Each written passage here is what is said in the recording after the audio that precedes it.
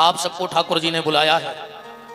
सबको भगवत भाव से हमारे राम आपके हृदय में बैठे राम को प्रणाम करते हैं और दूसरे दिन की आप सबको जय सिया राम। बड़ा ही मंगलमय सौभाग्य है कि हम लोग भोलेनाथ के चरित्रों को सुनने के लिए इकट्ठे हुए हैं। पर आप सबसे दास का निवेदन यही है, जितना अधिक से अधिक हो सके इस मानव जीवन में भगवान का नाम ले लेना। सांचे श्री राधा रमण झूठो है संसार, और बाजीगर को खेल है मिटत न लागत बार। नाम धन अगर हमारे पास है तो समझना कि भगवान की बहुत बड़ी कृपा है हमारे ऊपर। इसलिए नाम लेते रहो, जितना अधिक से अधिक हो सके इस मानव जीवन में भगवान का नाम ले लेना चाहिए। आज की चर्चा को यहां से प्रारंभ करते हैं। स्टेशन पर एक महात्मा जी माला कर रहे थे। उसी समय एक गाड़ी रुकी। ब्रिटिश हुकूमत थी उस वक्त, अंग्रेजी शासन था। तो एक अंग्रेज निकला ट्रेन से, और जब स्टेशन के बाहर आया तो महात्मा तो बैठ के माला कर ही रहे थे।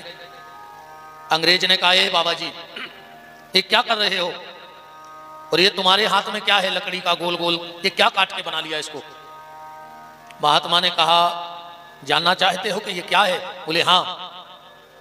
वो बंदूक टांगे तो महात्मा ने कहा, तुम्हारे कंधे पे ये क्या है? अंग्रेज ने तपाक से कहा, ये हथियार है। महात्मा ने कहा, तो ये मेरा हथियार है। ये माला क्या है साधु की? हथियार। कबीर दास जी ने एक साखी में कहा भी है, माला मन से लड़ परी तू का छाड़त मोय, अब बिना शस्त्र के सूरमा लड़त न देखो कोई। ये वैष्णव का हथियार है माला।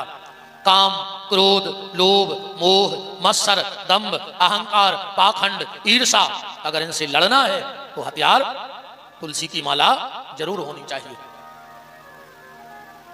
अंग्रेज ने कहा, ये तुम्हें किसने दी माला? तो महात्मा ने कहा, तुम्हें बंदूक किसने दी? अंग्रेज बोला कि हमें सरकार ने दी है। महात्मा हंस के बोले, अगर तुम्हें तुम्हारा हथियार सरकार ने दिया है तो हमें माला सांवरे सरकार ने दी है। ये हमें अपनी माला सांवरे सरकार ने दी है। अंग्रेज ने कहा, तुम्हारा हथियार क्या कर सकता है? ये तुम्हारा हथियार क्या कर सकता है? तो महात्मा ने फिर जवाब दिया, तुम्हारा हथियार क्या कर सकता है? अंग्रेज बोला, देखना है हमारा हथियार क्या कर सकता है। उसने कंधे से निकाली बंदूक, पेड़ पर बैठी थी चिड़िया, चढ़ाया घोड़ा, निशाना साध के मारा, चिड़िया नीचे गिर गई। बोले, देख लो हमारा हथियार ये कर सकता है, अब बताओ तुम्हारी माला क्या कर सकती है, तुम्हारा हथियार क्या कर सकता है। महात्मा उठे, अपने राम का किया दर्शन, माथे से लगाई माला और जोश मरी हुई चिड़िया पे रखी, चिड़िया फर्र से उड़ गई। बोले, हमारा हथियार ये कर सकता है। अगर तुम्हारी बंदूक मार सकती है तो माला जिला सकती है। भगवान का नाम तुम्हें जीवन दे सकता है, तुम्हें नई राह दे सकता है। पर विश्वास के साथ, श्रद्धा के साथ अगर भगवत नाम में हमारी रुचि हो जाए, और शास्त्र तो यहां तक कहता है कि जिसकी 4 चीजों में श्रद्धा नहीं है वो कभी गोविंद को पा नहीं सकता है।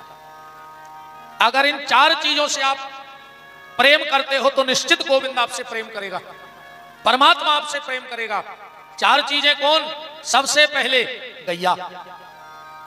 अगर गौ माता में आपकी श्रद्धा है तो ठाकुर जी आपसे प्रेम करेंगे।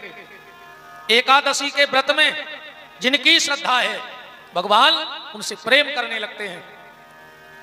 वृंदा महारानी की सेवा, तुलसी की सेवा, अगर आप तुलसी की सेवा करते हो तो भगवान आपसे प्रेम करेंगे। और नाम संकीर्तन में, नाम जप में अगर आपकी श्रद्धा है तो भगवान आपसे प्रेम करेंगे। फिर आपको भगवान से प्रेम करने की आवश्यकता नहीं है, भगवान आपसे प्रेम करेंगे अगर इन 4 चीजों में आपका भाव जुड़ गया तो। गौ माता, एकादशी का व्रत, तुलसी की सेवा और नाम गान में रुचि, भगवान के नाम में रुचि। तो यह भगवान का नाम मुर्दे को भी जगा देता है। और गोस्वामी जी कह रहे हैं कि जो नाम नहीं ले रहा है वो जीते जी भी मुर्दे के समान है। अगर भगवान का नाम तुम्हारी जिह्वा से नहीं निकलता तो तुम जीते जी भी मुर्दा हो। जिन हरि भगत हृदय नहीं आनी तो जीवत सौ समान ते ही प्राणी। वो बिना नाम के जीवन कैसा। जब हनुमान जी रावण के दरबार में पहुंचे, रावण हनुमान जी को अपना वैभव दिखा रहा था।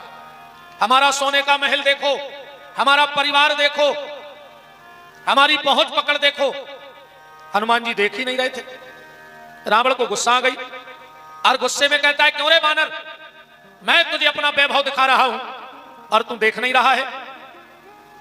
हनुमान जी ने बड़ा प्यारा जवाब दिया। कहा, रावण, जो तेरे घर में है वो मैं देखता नहीं हूं और जो मैं देखता हूं वो तेरे घर में है नहीं। रावण ने कहा, मेरे घर में किस बात की कमी है, किस चीज की कमी है हमारे घर में। हनुमान जी बोले, रावण तुम विद्वान हो, तुम खुद बताना कि तुम्हारे घर में किस चीज की कमी है। रावण ने कहा, पूछो।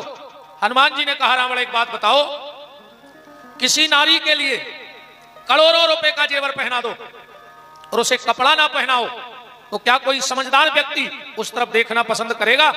रावण कहता है, नहीं करेगा। हनुमान जी बोले, तो तेरी हालत भी ऐसी हो गई है रावण। बसन हीन नहीं सोह सुरारी और सब भूषण भूषित भर नारी। ऐसा सुंदरकांड में लिखा है। तो बिना भगवत नाम के, बिना भगवान के नाम के सब व्यर्थ है। इसलिए नाम जपते रहो, नाम लेते रहो, जैसे बने वैसे लेते रहो। हम लोग कल पहला श्लोक से महापुराण का सुने थे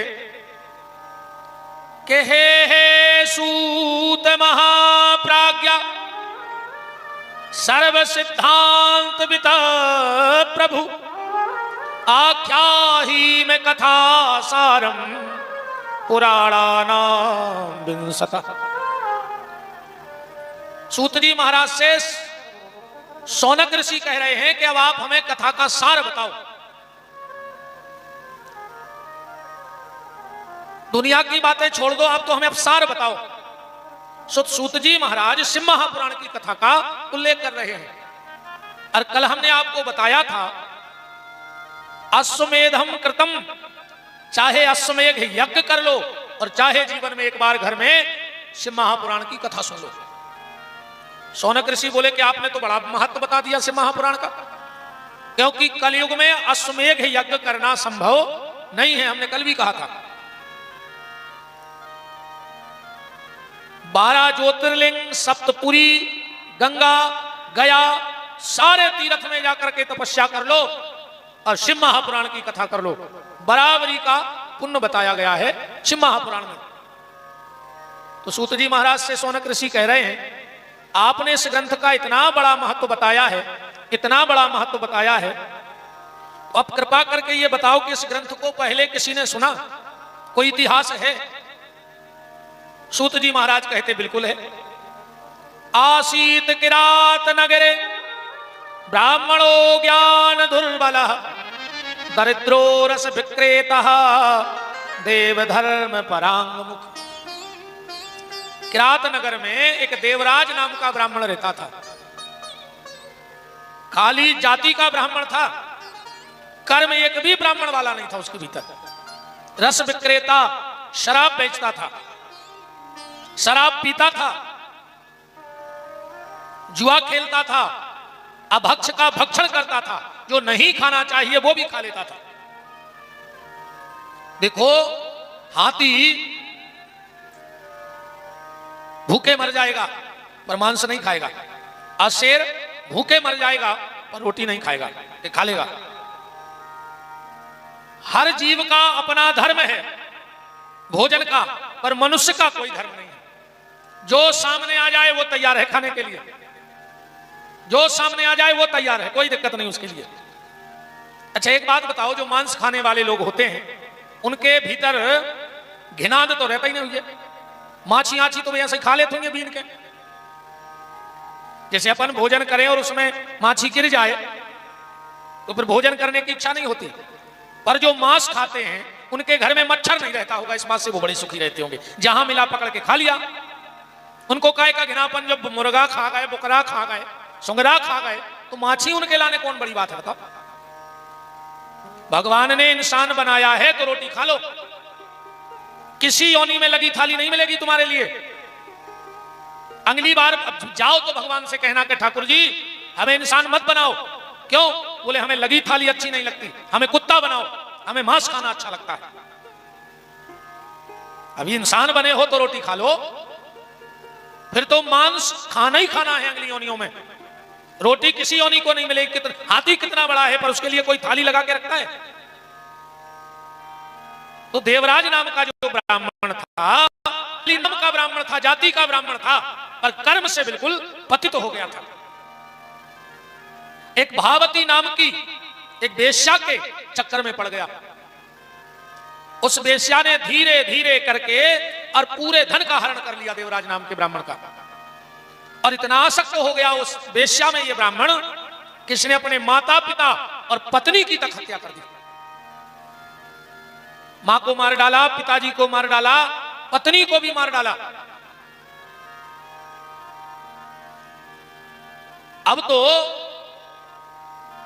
जब तक धन रहा तो वेश्या ने साथ दिया, क्योंकि गोस्वामी तुलसीदास जी ने अपनी ग्रंथावली में लिखा है कि पर धन पर मन हरण में, दूसरे का धन और दूसरे का मन हरने में ऐसी महिलाएं बड़ी चतुर होती हैं।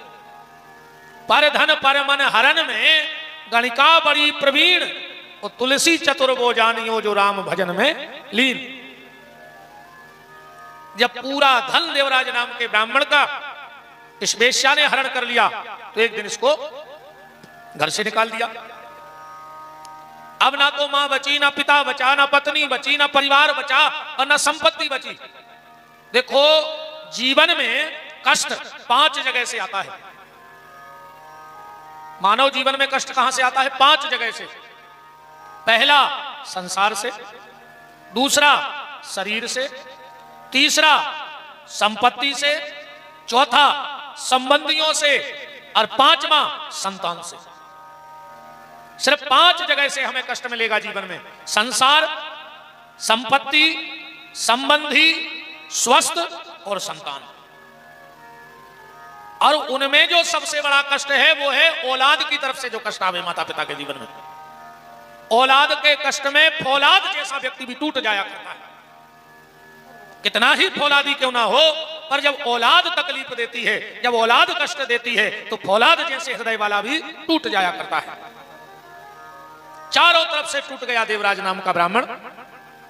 प्रयाग पहुंच गया, वेशभूषा बड़ा प्यारा बनाया इसने, और एक मंदिर में गया तो सबने सोचा पंडित जी हैं। अब मंदिर वालों को क्या पता कि पंडित जी का पिछला जीवन क्या रहा है। मंदिर में पड़े रहते, बूढ़े हो गए थे, 2-4 रोटी खाने को मिल जाती। कुछ दिन बाद मंदिर में शिव महापुराण की कथा बैठी। सूत जी महाराज कह रहे हैं कि शिव महापुराण की कथा बैठी और उसी समय इसको बुखार आ गया, ज्वर।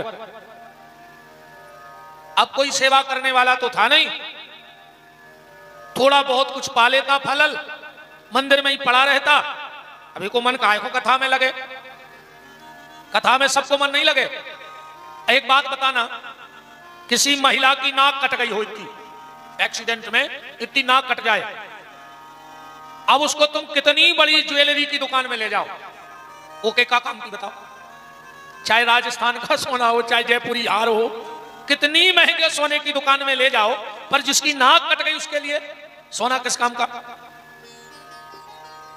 जैसे नकदी के लिए सोने की दुकान किसी काम की नहीं है, ऐसे ही कपटी के लिए भगवान की कथा भी किसी काम की नहीं है, उसका मन नहीं लगेगा कपटी का। कपटी आदमी कथा सुना ही नहीं सका, कथा में बैठा ही नहीं सका। तुम जबरदस्ती लेवा ही ले आओ सो तुम्हें बैठा के भाग जाए, चाहे फिर वो तुम्हें लेवा भी आ जाए शाम को गाड़ी से। हाँ, तुम कितना खेच तान के लेवा ले आइयो कि चलो 2 मिनट को चलो, तुम्हें तो छोड़ दे, वो नहीं बैठ सका। जैसे नकदी के लिए सोना किसी काम का नहीं है, ऐसे भीतर के कपटी के लिए सत्संग भी किसी काम का नहीं है, वो बैठ नहीं सकता कथा में। कथा में बैठना सबके बस की बात थोड़ी है, पर जो कथा में नहीं बैठत, कीर्तन में नहीं बैठत, मंदिर में नहीं बैठत, भगवान कहते थे नहीं बैठो, अब हम तुम्हें अस्पताल में बैठा रहे हैं हफ्ता को, होते तो बैठो। जो भजन को टाइम नहीं निकालते, कथा को टाइम नहीं निकालते, कीर्तन को, अपन को चलो कथा है, हमें यार टाइम ही नहीं आवे, अब टाइम ही नहीं आ, अबे हमें टाइम ही नहीं आ। वो तो जो अच्छो है कि मौत बता के नहीं आऊ कि हम कल आ रहे हैं, ना आदमी कह दे कि कल ले जो आ रहा है, हमें टाइम ही नहीं है। वो तो अचानक मौत आ जाते तो आदमी को समझने को मौका नहीं मिले। जिनको कथा को टाइम नहीं मिलता, कीर्तन को टाइम नहीं मिलता, भजन को टाइम नहीं मिलता, जो बहुत ज्यादा व्यस्त रहते हैं संसार में, भगवान कहते हैं रुक जाओ बेटा, ये बार तो हमारी गलती हो ही गई कि तुम्हें आदमी बना दो, अगली बार हम तुम्हें ऐसो बना के पहुंचे हैं कि तुम्हें काम ही नहीं रहे। टाइम अगली बार भगवान कहते हैं हम ऐसो बना के भेजे हैं कि तुम्हें काम ही नहीं रहे। बताए अगले जन्म में कावन हो कुत्ता, बताओ कुत्तों हो का काम है कछु काम? 1% को काम नहीं है कुत्तों को पूरी जिंदगी में। ये पूरे बेइया हैं जो उनको भजन को टाइम नहीं रहते, तो सत्संग में टाइम नहीं रहते। तो अच्छा अक्सर एक बात और देखियो, कोनो गांव चले जाइयो, कोनो शहर चले जाइयो, सबसे ज्यादा कुत्ता मिले हैं मंदिरों के, सबसे ज्यादा कुत्ता मंदिरों के मिला था। काहे उनको याद रहते कि पिछली बार हमें तो आए नहीं थे, सो जागत भाई है ऐसे अब ये बार तो जाए। अच्छा ये बार मंदिर जो हो तो पुजारी जी प्रसाद दें, मंदिर तो जाने पड़े, अगले जन्म में कुत्ता बन के जाओ तो पुजारी जी लठ दें। इसलिए कुत्ता बन के अगली बार मंदिर ना जाना पड़े, इसलिए अभी थोड़ा बहुत टाइम भगवान के भजन को निकाल लिया करो। एक घड़ी आधी घड़ी यादव में पुनियाद, तुलसी चर्चा राम की हरे कोट अपराध। और फिर भैया एक बात और समझ लो, अब दुनिया के जितने काम हैं भी तुम्हारे जावे के बाद हो जाए, गारंटी कहाई। तुम आधो मकान बना के मर जाओ, बाल बच्चे पूरा करवा लें, एक जने खड़े हो जाओ की नजर में को हो अभी तक कि वे मकान बना रहे थे और खत्म हो गए, फिर उनके बच्चों ने वो मकान छोड़ ही दो कि जब पिताजी बनवा रहे थे पूरा नहीं बनो तो भी छोड़ दे, छोड़ो को नहीं आज तक। पैसा दे के मर जाओ, घर के ले ले हैं, पैसा लेके मर जाओ, घर के चुका दें जैसे बने, शादी संबंध तय करके मर जाओ, घर के पूरा कर ले, जरूर रखें भी थोड़ी से कि होली हो जाए, रंग डल जाए। सुनो बाप से मतलब नहीं है कि वो मर गए, वो तो दुनिया का के बताओ 1 महीना भाव इनके शादी होने लगी, समाज के डर से भी रुक गए हैं।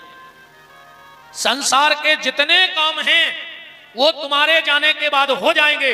दुनिया का बस एक काम ऐसा है जो तुम्हारे जाने के बाद कोई नहीं करेगा, और वो है भगवान का भजन। अपने हिस्से का भजन कर लो, जो हो रहा है उसे होने दो, ज्यादा चेचे में न पढ़ो। अब फिर कितना कमा ले, आखिरी में तो ये कई शब्द भूलो जाने हैं, राम नाम सत्य है। बहुत बड़े बड़े आदमों के मरबी में गए हुए अपन हो रहे, आज तक सुनी कि 600 एकड़ जमीन सत्य है, सुनी आज तक? 14 बंगला बन गए भी सत्य हैं, 2 करोड़ बैंक में धर गए भी सत्य हैं, 500 कारें ले लेंगे भी सत्य हैं, कितना कमा लो, आखिरी में शब्द तो एक ही बोलो जो है राम नाम सत्य है। इसलिए जीवन में समय निकालो भगवान के भजन के लिए। अपने जीते जी कुछ ऐसा करके जाना, अपने जीते जी कुछ ऐसा करके जाना कि तुम्हारे मरने के बाद तुम्हारे बच्चों को तुम्हारी आत्म शांति का उपाय न करना पड़े। तुम स्वयं कुछ ऐसा करके जाओ कि तुम्हारे बच्चे तुम्हारी आत्म शांति के लिए पूजा पाठ न करवाएं घर में, वो तुम स्वयं करो, क्योंकि दूसरे के द्वारा की गई प्रार्थनाएं मरने के बाद तुम्हारे काम में नहीं आएंगे। जो तुम स्वयं करके जाओगे वो तुम्हारे काम में आएगा, जो दूसरे करेंगे वो उन्हीं के काम में आएगा। नाम भले तुम्हारा रहेगा पर स्वयं कुछ ऐसा करके जाओ। तो ये देवराज नाम का ब्राह्मण, इसका मन तो नहीं था कथा में, पर मजबूर था, बीमार पड़ गया, वहीं मंदिर में पड़ा रहता, कथा सुनता रहा 9 दिन, और जैसे ही कथा की पूर्णाहुति हुई और इसके प्राण निकल गए। यम के दूतों ने कहा जाओ पृथ्वी पे महापापी महापात की ब्राह्मण देवराज ने प्राण त्यागे हैं, उसको खींच करके लाओ। यम के दूत आए, उसको पास में बांधकर खींच ही रहे थे, इतने में भगवान भोलेनाथ के गण प्रकट हो गए। इसे कहां ले जा रहे हो? बोले ये नरक जाएगा, इसने पाप किए हैं। शिवगणों ने कहा नहीं, ये नरक नहीं जाएगा, इसने 9 दिन तक भगवान शिव की कथा सुनी है, ये शिव के दर्शन करेगा। यम के दूत बोले इसने मन से थोड़ी सुनी है, ये तो बिना मन के पड़ा रहा। शिवगण बोले एक बात बताओ, आदमी जहर चाहे मन से पी ले चाहे बिना मन के पिए, मरेगा कि नहीं मरेगा? आग चाहे मन से छुओ चाहे बिना मन से, जलेगा कि नहीं जलेगा? ऐसे ही भगवान का नाम है, चाहे मन से लो चाहे बिना मन से लो, पर आदमी तर जाएगा, ये गारंटी की बात। यही तो परमात्मा की कृपा है कि बिना मन से भी अगर कोई कथा सुन ले तो उसका भी उद्धार हो जाएगा। सूत जी महाराज कहते हैं कि देवराज नाम के ब्राह्मण ने बिना मन से भगवान की कथा सुनी तो वो शिव के धाम को चला गया, और जो श्रद्धा और भाव से भगवान शिव की कथा सुन ले उसका तो जीवन में आनंद ही आनंद हो जाएगा। सोनक ऋषि बोले कोई और प्रमाण है? बोले हाँ, एक प्रमाण और है। दूसरा कौन सा प्रमाण है? बोले बिंदुक नाम का ब्राह्मण था, ध्यान से सुनना। यहां तो अकेला देवराज बेकार था, बिंदुक का तो पूरा गांव ही बेकार था, पूरा गांव बेकार था। जिसकी शादी हो गई बिंदुक नाम के ब्राह्मण की पत्नी का नाम था चंचुला। सूत जी महाराज कह रहे हैं कि चंचुला बड़े अच्छे परिवार से आई थी, बड़े संस्कारवान परिवार से आई थी, उसके परिवार में खूब पूजा पाठ होता था। पर जब बिंदुक नाम के ब्राह्मण के घर में आई, ये तो महापापी था, और अकेला वो पापी नहीं था, पूरा गांव पापी था। उस गांव में कोई भी स्त्री किसी पुरुष के पास चली जाए, कोई भी पुरुष किसी स्त्री के पास चला जाए, वहां किसी को कोई दिक्कत नहीं थी। मांस मदिरा वहां आम बात थी, व्यभिचार वहां आम बात थी। चंचुला आई तो चंचुला को वो माहौल बड़ा बेकार लगा, क्योंकि बहुत अच्छे परिवार से आई थी वो। एक बिंदुक नाम का ब्राह्मण एक वेश्या के यहां जाता था। चंचुला ने कहा नाथ आप उस वेश्या को छोड़ दो, अब आपकी शादी हो गई। इसने कहा हम उसे नहीं छोड़ सकते। तो चंचुला ने कहा नाथ अगर तुम्हें उस वेश्या के साथ ही रहना था तो हमारा जीवन बर्बाद क्यों किया, हमसे शादी ना करते। अब आप महीनों घर नहीं आते तो ना तो हमें आपकी सेवा का सौभाग्य मिलता है। तो दोनों में बड़ा विवाद होने लगा।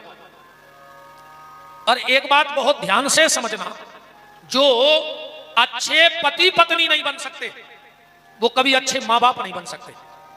अगर अच्छे मां बाप बनना है तो आपको अच्छे पति पत्नी बनना पड़ेगा पहले, क्योंकि आज के जो मां बाप हैं वो कल के पति पत्नी हैं, और जो आज के पति पत्नी हैं वो कल के मां बाप बनेंगे। जब मां बाप में झगड़ा होगा तो आप बच्चों को क्या संस्कार दोगे बताओ। और आज वर्तमान समय में पैसा कमाना कोई बड़ी बात नहीं है। पैसा तो डलो है, तुम जितना इकट्ठो कर पाओ सो कर लो। पैसा पुरो है, ये तो कर्म भागी बैठे बैठे रो रहा है कि चाल ही नहीं चल रहा, कमावे खड़े तो हो जाओ। पैसा कमाना कोई बड़ी बात नहीं आज के समय में, नाम कमाना कोई बड़ी बात नहीं आज के समय में। सोशल मीडिया इतनी एक्टिव है कि 2 मिनट में पूरी दुनिया जानने लगा।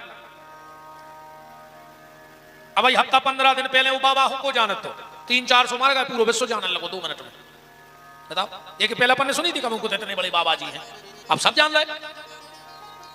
नाम कमाना कोई बड़ी बात नहीं, पैसा कमाना कोई बड़ी बात नहीं। सबसे बड़ी बात आज के समय में है, अगर आप अपनी संतान को संस्कारवान बना सकते हो तो समझना आप दुनिया के सबसे धनी आदमी हो। और अगर संतान बिगड़ गई, तुम कितना महल बना लो, 2 पत्तों में सब बाहर हो जाए। और अगर जाय आदत पड़ गई तो आदत रात तुम ही बाहर हो जाओ। तुम 2 गिलास एक्स्ट्रा फंस के आ गए, इतने लठ दे तुम में के तो कुआ में कूद के मार जाओ ना, जहर खा लो। ज्यादा संपत्ति के पीछे न पड़ो। जो ज्यादा संपत्ति इकट्ठी करत है, गड़ा गड़ा धरत है, ये पता है अगले जन्म में को बनत, ये बनत है सुंगरा। अक्सर करके देखियो, तुम ने देखो तो अब देखियो, सुंगरा कबू तुम्हें खड़ो नहीं मिल, जहां खड़ो हुई है उतनी जमीन खोदत है। कासू खबर रहता कि हमने कहूं गड़ा दाओ तो यार मिल है नहीं रहा, सो पूरी जिंदगी अपनी जा जाता ढूंढत फिर जमीन में खोद खोद कर। इससे ज्यादा धन के पीछे ने पकड़ आओ, संतान को अच्छी गली रखा देना, तुम्हारा जीवन सफल हो गया। औलाद भर अच्छी गली चली जाए तो समझ लियो तुम्हारा मनुष्य सफल होगा। पर आजकल तो घर ही नहीं बन रही पति पत्नी में। 10 मिनट को बैठा दे लड़ पर, 10 मिनट इकट्ठे बैठा दो, उनमें लड़ाई हो जाए। और लड़ाई कितनी, आप हमें अभी तक समझे ने, घरवाली के थे तुम हमें अभी तक समझे ने, और घर वालों के तुम हमें समझ नहीं पाए, और 2 ही लड़ बैठे थे। आप बताओ जब तुम एक दूसरे को न समझो तो को समझो। अच्छा मम्मी पापा लड़े और बच्चा दूसरे कमरा में ताली बजा भी गए, बिना टिकट को खेल चालू होगा, देखो मजा जब तक देख सको, है ना। पति और पत्नी को कैसे होना चाहिए, पति और पत्नी को एक को सूर्य होना चाहिए और एक को चंद्रमा होना चाहिए। मतलब अगर कभी पति क्रोध में आ जाए, सूर्य की तरह गर्म हो जाए, तो पत्नी को चंद्रमा बन जाना चाहिए। और कभी अगर पत्नी सूर्य बन जाए, क्रोध में आ जाए, तो पति को चंद्रमा बन जाना चाहिए। उस गृहस्थी की गाड़ी कभी गड़बड़ नहीं हो सकती जिस घर में पति पत्नी सूर्य और चंद्रमा की तरह रहते हो। और आजकल हालत जा है, बोले तू चंद्रमुखी मैं सूर्यमुखी, तू चंद्रमुखी मैं सूर्यमुखी, तू मुझसे दुखी मैं तुझसे दुखी, है ना। तू चंद्रमुखी मैं सूर्यमुखी, तू मुझसे दुखी मैं तुझसे दुखी, चलो 2 जने छत से कूद जाइए, हम भी सुखी और तुम भी सुखी। वृंदावन बिहारी लाल की जय।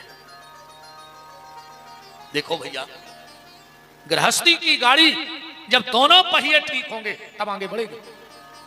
संत श्री मलूकदास जी कह रहे हैं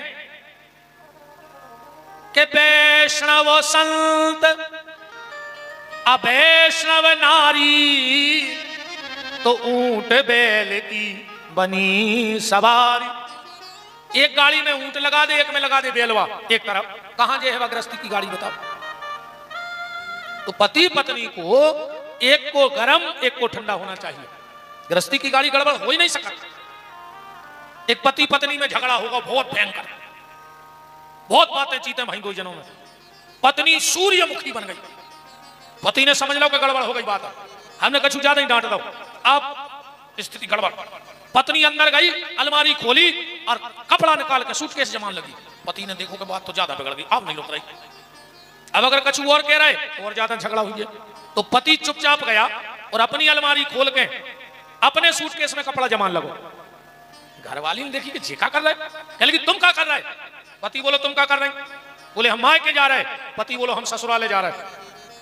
बच्चा भी लगे हैं 2-3 दिन से कि पापा चलो मामा का, हम सोच रहे तुम जा ही नहीं, हम भी संगे चल रहे। इतनी कही पत्नी को हंसी आ गई और बोली यही अदा तो तुम्हारी मेरी जान ले लेती है। झगड़ा खत्म होगा, है ना।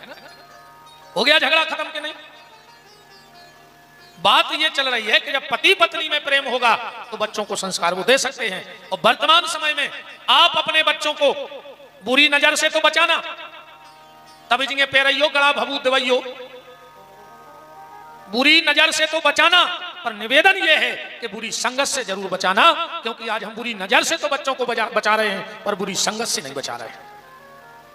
तुम्हारे संस्कार अच्छे हैं पर बुरी संगत में अगर तुम्हारी औलाद पड़ गई तो वो गलत रास्ते चली जाएगी। इसलिए कोशिश करो कि बच्चों को बुरी नजर से बचाओ पर बुरी संगत से भी बचाओ। अगर तुम अपने बच्चों को बचपन में कार नहीं दोगे, घंटे 2 घंटे रोएगा फिर चुप हो जाएगा। अगर बचपन में कार लाके नहीं दे रहे हो तो घंटे 2 घंटे रोएगा, और अगर संस्कार नहीं दे रहे हो तो जीवन भर रोएगा। इसलिए अपने बच्चों को कार दे, खरीदना चाहे ना खरीदना, संपत्ति इकट्ठी करना चाहे ना करना, और उसको संस्कार और शिक्षा बहुत प्यारी दे देना। चंचुला और बिंदुक में बड़ा विवाद हुआ, खूब समझाया चंचुला ने कि आपसे निवेदन है कि आप उस वेश्या के यहां जाना छोड़ दो। उसने कहा नहीं छोड़ सकते। एक दिन की बात, धीरे धीरे चंचुला भी उसी गांव में उसी कुसंग में पड़ गई, वो भी पर पुरुष का साथ करने लगी। एक दिन की बात, बिंदुक घर में आया, वो चंचुला को किसी पर पुरुष के साथ देखा, डंडा उठाकर जानवरों की तरह पीटा, बहुत मारा उसने, और कहा कि तुम पर पुरुष के पास थी। तो चंचुला ने कहा आप भी तो पर नारी के पास जाते हो, मैं आपको वचन देती हूं आप उस वेश्या का साथ छोड़ दो, हम भी पर पुरुष के पास जाना छोड़ देंगे। पर ये बिंदुक तो इतना गिर गया था, इसने कहा देखो तुम पर पुरुष के पास जाती हो, मुझे कोई दिक्कत नहीं है, खूब जाओ, पर उनसे कुछ पैसा ले लिया करो जिससे अपने घर का खर्च चलता रहे। बिल्कुल पतित हो गया ये ब्राह्मण। सूत जी महाराज कहते हैं काल चक्र चला और चलते चलते कालेन निधनम, बिंदुक नाम का ब्राह्मण मर गया। चंचला भी बुढ़ापे की तरफ, वृद्ध अवस्था की तरफ पहुंच गई। एक दिन की बात, गांव में से कुछ महात्मा निकले जिसके पुराने संस्कार जागृत हो गए। महात्माओं के पीछे चलते चलते चलते चलते गोकर्ण क्षेत्र में चंचला पहुंच गई। साधुओं ने एक मंदिर में डेरा डाला, वहां पर उसी दिन शिव महापुराण की कथा बैठी थी। चंचला वहीं कथा सुनने बैठ गई। पंडित जी कह रहे थे कथा में कि जो नारी पति के रहते हुए पर पुरुष का साथ करती है वो कभी स्वर्ग का दर्शन नहीं कर पाती है। और यहां तो जो लिखा है वो हम बोल भी नहीं सकते। आप कभी शिव महापुराण में बिंदुक और चंचला की कथा पढ़ोगे तो रोंगटे खड़े हो जाएंगे, पर व्यास गद्दी की मर्यादा है कि उतना हम बोल ही नहीं सकते, जैसे शब्द इसमें लिखे हैं। वो नारी अनंत जन्मों तक नरक में वास करती है, और जो पुरुष अपनी पत्नी को धोखा देता है वो भी अनंत समय तक नरक में निवास करता है। पंडित जी पतिव्रता नारी का चरित्र सुना रहे थे और बता रहे थे कि जो पति को धोखा देती है उसको कौन कौन सी यातनाएं नरक में भोगनी पड़ती हैं। चंचला तो बैठी बैठी कप गई। उसे लगा कि ये पूरी कथा सिर्फ मेरे लिए कही जा रही है, क्योंकि ये सब गलतियां मैंने जीवन में की हैं, ये सब गलतियां मैंने की हैं, ये सब मेरे लिए हो रहा है। कथा हो गई, सब महात्मा तो अपने भोजन प्रसादी में लग गए। जैसे ही पंडित जी मंच से उतरे, चंचला तो आके चरणों में गिर पड़ी और कहा महाराज आज आपने जो कथा बताई, देखो एक बात कह दे, बुरा नहीं मानना, लग भी जा सो हमें ज्यादा दिक्कत भी नहीं हुई, हमें टेंशन नहीं रहती है, खराब लग जाए कल से यहां होने से ज्यादा का कर भाई बैठो ही ना, कल से बिल्कुल नहीं बैठी हो। अर्जुन ने, भगवान कृष्ण ने अकेले अर्जुन को गीता सुनाई थी, भीड़ तो हती नहीं होते, एक जनो सुनाता रहे बहुत है। नारी के लिए सबसे बड़ा धर्म है पति सेवा, और पुत्र के लिए सबसे बड़ा धर्म है माता पिता की सेवा। आज को ऐसा होगा है कि मन धरो है कार्या और पूज रही है बारिया, बताओ गलत तो नहीं है। पूरे घर को धागा लपेट दो ले जाकर बारिया को अमास के दिन का हो जाए उसे। अगर धागा ही लपेटे से विमान उतर रहा हो तो कसन लपेट दे, मोटी सी रस्सी ले जाए, उमें और जल्दी आ जाए। बताओ मन धरो कर क्या पूज रही बारी क्या, घर की सास प्यासों मर रही, 4 बजे दुर्गा ढार में जा रही, का निकल है उसे मतलब बोलो। अगर घर में बूढ़ी सास बैठी है और अगर वो प्यासी है तो तुम्हारा मंदिर जाने का कोई मतलब नहीं है। कछु कछु माताएं तो अपने बुंदेलखंड में जा भी कहते हैं कई जिज्जी ये बार तो बासी दुर्गा ढार ने बासी, मन भगवान सो ही बासी हो जाए। अच्छो करो कि तुम एक लोटा पानी डाले आई ना, कहो भी सड़ जाती 2-3 दिन में। जब बासी हो सकत तो सड़ भी सकत, नहीं सड़ सकत। बासी दुर्गा ढार ने गाय का तमाशी चली यार, घर वालों भूखो फिर रहा, सुहागलों में चली गई। सुहागला के घोड़े का पराए, वो रोटी ढूंढ रहा हो कि 2 ही रोटी मिल जाती तो खा के पानी पी लेते। अच्छो होते खा के और शाम को मुट्ठी में चना लेके घरे आ गए कि जे तुम खा ले। वो का घोड़ा आया, घर वालों का घोड़ा आया। बता हमें दिक्कत नहीं है, खूब सुहागले करो, पर तन्ना सुहागला को ध्यान रखियो। जो न सुहागले हुए सो सुहागला को रोटी खुआ दियो पहले, बस कि आओ सुहागला तुम रोटी खा लो, कहियो कहे कहियो हमारी सुहागले हैं। गोस्वामी तुलसीदास जी ने कहा है कि एक ही धर्म एक व्रत नेमा, ओ काय वचन मन पति पद प्रेम। माताओं को एक ही धर्म एक ही नियम है कि वो पति परायणा रहे, पति के चरणों में उसकी प्रीति रहे। और शास्त्र तो यहां तक कहता है, और इसी से महापुराण का लेख है कि जिस लड़के ने जीवन में एक बार अपने माता पिता के चरण धो करके चरणामृत ले लिया है, उसको किसी तीर्थ के जल पीने की आवश्यकता शेष नहीं बची है। उसके सारे तीर्थ हो गए। जिसने माँ बाप के चरण धो के एक बार चरणामृत ले लिया, आज इस पत्नी ने एक बार पति के चरण धो के चरणामृत ले लिया, उसके भी सारे तीर्थ हो गए। पर काय को लगे या तो हम बहुत बड़ी बात कह रहे हैं, चरण धोवे की बे पांव नहीं पड़ो चाहत, पांव नहीं पड़ा तबे तुमने तो वो हाथ उठा देते जने तो बैठे को परत रोज घरे पांव उठा दे का जने हाथ पे हमारे घरे पड़ा था। वो तो जाका और वो करवा चौथ सो चल गया। साल में एक दिन अपन को भी लगत के घरे अपनी बेलू है, सुबह पांव पड़ ले साल में एक बार। वो दिन भी पता है कैसे पांव पड़ा, कहीं आप अंदर आ रहे कहीं कहा कहीं हमें पांव पड़ने वे भी अकेले में पढ़े, सबके सामने घर वाले के पांव नहीं पड़ सका।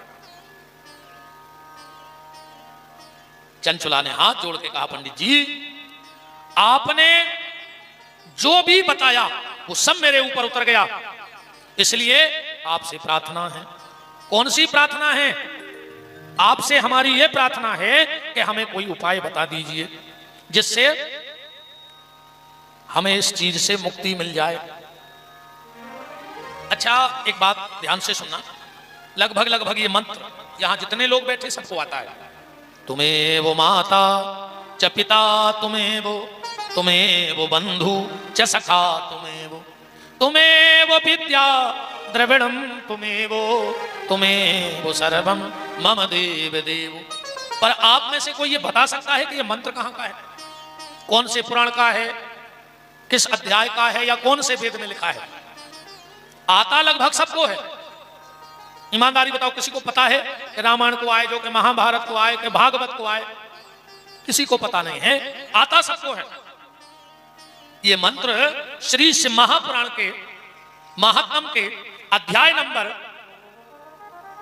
3 के श्लोक नंबर 56वां है। ये किसने किससे कहा? ये चंचुला ने पंडित जी से हाथ जोड़ के कहा कि पंडित जी अब तो सब तुम ही मेरे लिए हो, तुम ही माता, तुम ही पिता, तुम ही सब कुछ हो, पर मुझे इस पाप से मुक्त करा दो। अनजाने में मुझसे हो गया ये पाप। जब चंचुला की ऐसी दीन दशा देखी, पंडित जी ने कहा, माता चिंता मत करो, भगवान भोलेनाथ से प्रार्थना करो कि बाबा कृपा कर दो, बाबा कृपा कर दो, झोली मेरी भर दो, तेरी दया का हम सदा गुणगान करेंगे, तेरा ध्यान धरेंगे।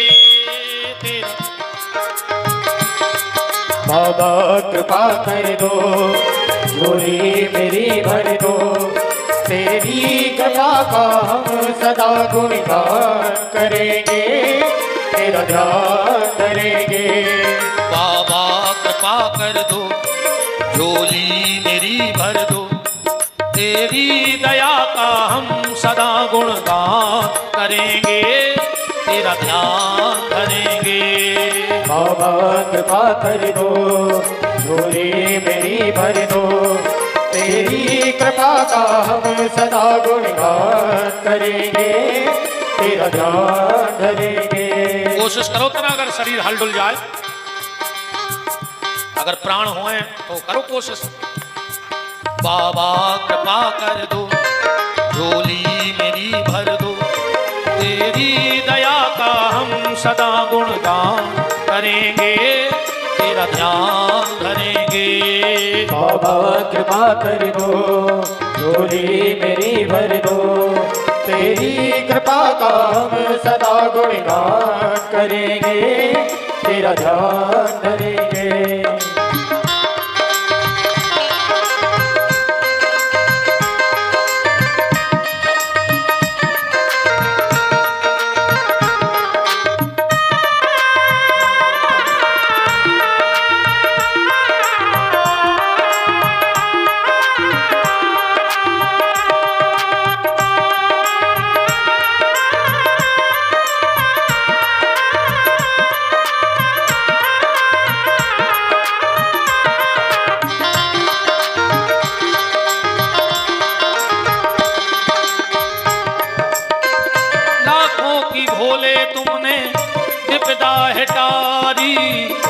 फिर भी भोले मेरी झोली है खाली।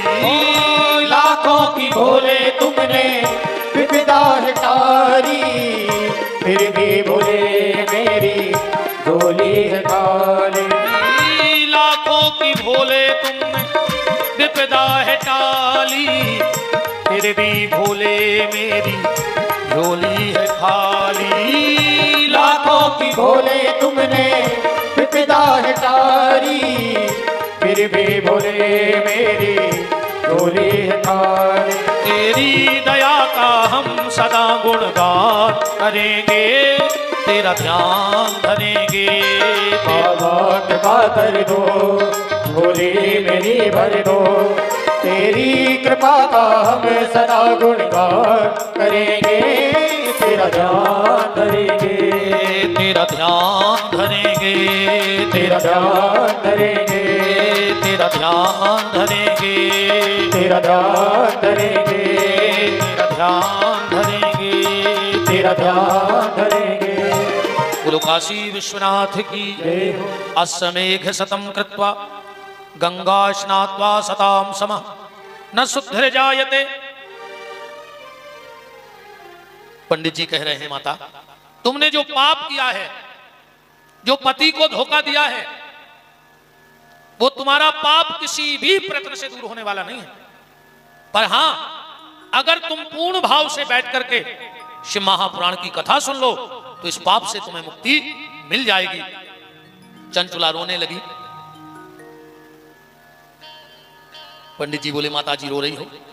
चंचुला बोली कि पंडित जी कथा तो हम सुन लेंगे, पर हमारे पास देने के लिए कुछ नहीं है। मेरे पास एक भी रुपया नहीं है दक्षिणा देने के लिए। धन रे पंडित जी, न आजकल तो भैया ये कई काम लगो है कि राम राम जपना। हाँ कह दो तुम्हारे तो बिल्कुल आगे के कैसे, हमें तो जो मुंह में आए हम कह ही दे। तुम्हारों की जो है हम कहते बिल्कुल गारंटी कहा, कोई सकोच न कहा सो तुम हमारी कह दो। राम राम जपना वो पराया माल अपना। पर धन पंडित जी के लाने बोले माता चिंता मत करो, अगर तुम्हारे मन में शिव महापुराण के प्रति श्रद्धा है तो हम तुम्हें शिव महापुराण की कथा सुनाएंगे। रही बात दक्षिणा की, तो आखिरी दिन तुम हमें एक बेलपत्र दक्षिणा में दे देना, बस वो हमारी दक्षिणा होगी। जब पूरी कथा हो जाए तो एक बेलपत्र हमारे हाथ पे रख के कह देना कि ये तुम्हारी 9 दिन की दक्षिणा। और इसी ग्रंथ में लिखा है कि भगवान शंकर की पिंडी पर 1100 बेलपत्र चढ़ा दो, और शिव महापुराण की कथा में पोथी पर एक बेलपत्र चढ़ा दो तो 1100 बेलपत्र चढ़ाने का फल व्यक्ति को प्राप्त होता है। इसीलिए तो कहते हैं जब भी कभी भागवत की कथा में जाओ तो तुलसी का पत्ता लेके जाओ, पर अगर शिव महापुराण की कथा में जाओ तो एक बेलपत्र लेके जरूर जाओ और ग्रंथ तक बेलपत्र जरूर पहुंच जाए। एक बेलपत्र चढ़ा दो और चाहे 1100 बेलपत्र भोलेनाथ को चढ़ा दो, एक सा फल कहा गया है। अब तो चंचुला कथा के लिए बैठ गई। पंडित जी ने बड़े भाव के साथ, बड़ी श्रद्धा के साथ चंचुला को कथा श्रवण कराई। श्री सूत जी महाराज कहते हैं कि जैसे ही 9 दिन की कथा हुई और चंचुला ने एक बेलपत्र ब्राह्मण पंडित जी को दान दिया, और पंडित जी आगे बड़े ही हैं। नीलग्रीवम पंचवक्त्रम त्र्यंबकम चंद्रशेखरम वामांगे बिभ्रति गौरी विद्युत पुंज समप्रभा। भगवान शंकर और पार्वती दोनों प्रकट हो गए चंचुला को लेने के लिए, और पार्वती ने कहा हे सखी चंचुला। चंचुला तो चरणों में गिर पड़ी, मां तुमने हमें सखी कहा। पार्वती कहती है चंचुले, जो भी नारी श्रद्धा भाव और पूर्ण विश्वास के साथ शिव महापुराण की कथा सुन लेती है वो हमारी सखी बन जाती है, उसको हम अपनी सखियों में शामिल कर लेते हैं। तूने भाव और श्रद्धा के साथ शिव महापुराण की कथा को सुना, इसलिए अब तू मेरी सखी है और मेरे साथ कैलाश में वास करेगी। अब तो पार्वती ले गई। एक दिन पार्वती और चंचुला बैठी थी। चंचुला ने कहा मां आपने हमको सखी कहा है तो आपसे एक बात पूछ लें। पार्वती ने कहा पूछो। बोले मां आप तो सब जानती हो, बस इतना बता दो कि इस वक्त मेरा पति कहां है। भले दुष्ट था, पापी था, कैसा भी था, पर था तो मेरा पति। और इस बात से एक बात समझना, मति और श्रीमती बात को पकड़ना कथा में से। मति और श्रीमती, अगर पति की मति अगर गड़बड़ भी हो जाए पर श्रीमती की मति ठीक बनी रहे, पति की मति गड़बड़ हो जाए, गलत रास्ता पे चली जाए, अगर श्रीमती की मति ठीक है तो एक दिन श्रीमान जी की मति अपने आप लौट जाए। हाँ, उदाहरण देखो आप, रावण की मति गड़बड़ हो गई पर रावण की श्रीमती मंदोदरी भगवान के चरणों में जुड़ी रही, एक दिन गति बन गई रावण की। हिरण्याकश्यपु की मति खराब हो गई पर उसकी श्रीमती कयाधु भगवान को भजन करत रही। तो अगर पति की मति खराब हो जाए तो लौट आए रास्ता पे, बस श्रीमती भगवान को न छोड़े, अपनो विश्वास पक्को रखे।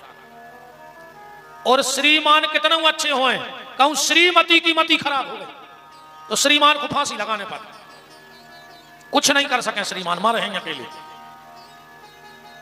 आत्मदेव धुंधकारी की कथा भागवत में सुनी। आत्मदेव बहुत अच्छे पंडित जी हते पर श्रीमती ने पूजा ने पाठ ने धर्म ने कर्म ने भगवान मरने पर आत्मदेव के बीच में। आज श्रीमान श्रीमती एक बात और बताएं, शादी में जब कार्ड छपत हैं तो लड़का के आगे काले खो जाते चिरंजीव ची, अकेलो चील, पूरा चिरंजीव नहीं लिखो रहे ची, और बिटिया के आगे 100 कांक्षणी को अकेलो 100 लिखो रहे थे और जीरो धरो रहे। मतलब घर के पहले ही लिख दे कि रे बहू आ रही है, बस 100 के है, सुबह हो गई 100 कांक्षणी और तुम बोले तुम ची भर न करियो। ऐसे जे सब चिरंजीव आए कि बस 100 के वे घर वाली अपने को ची नहीं करना है तो सब ठीक ठाक है। समझ गए, जितने भी चिरंजीव बैठे हो ची भर न करियो, गृहस्थी की गाड़ी अच्छी चलत रहे। अब श्रीमती बहुत ध्यान से सुन लेना, 2 गलतियां घर की आज से सुधार देना।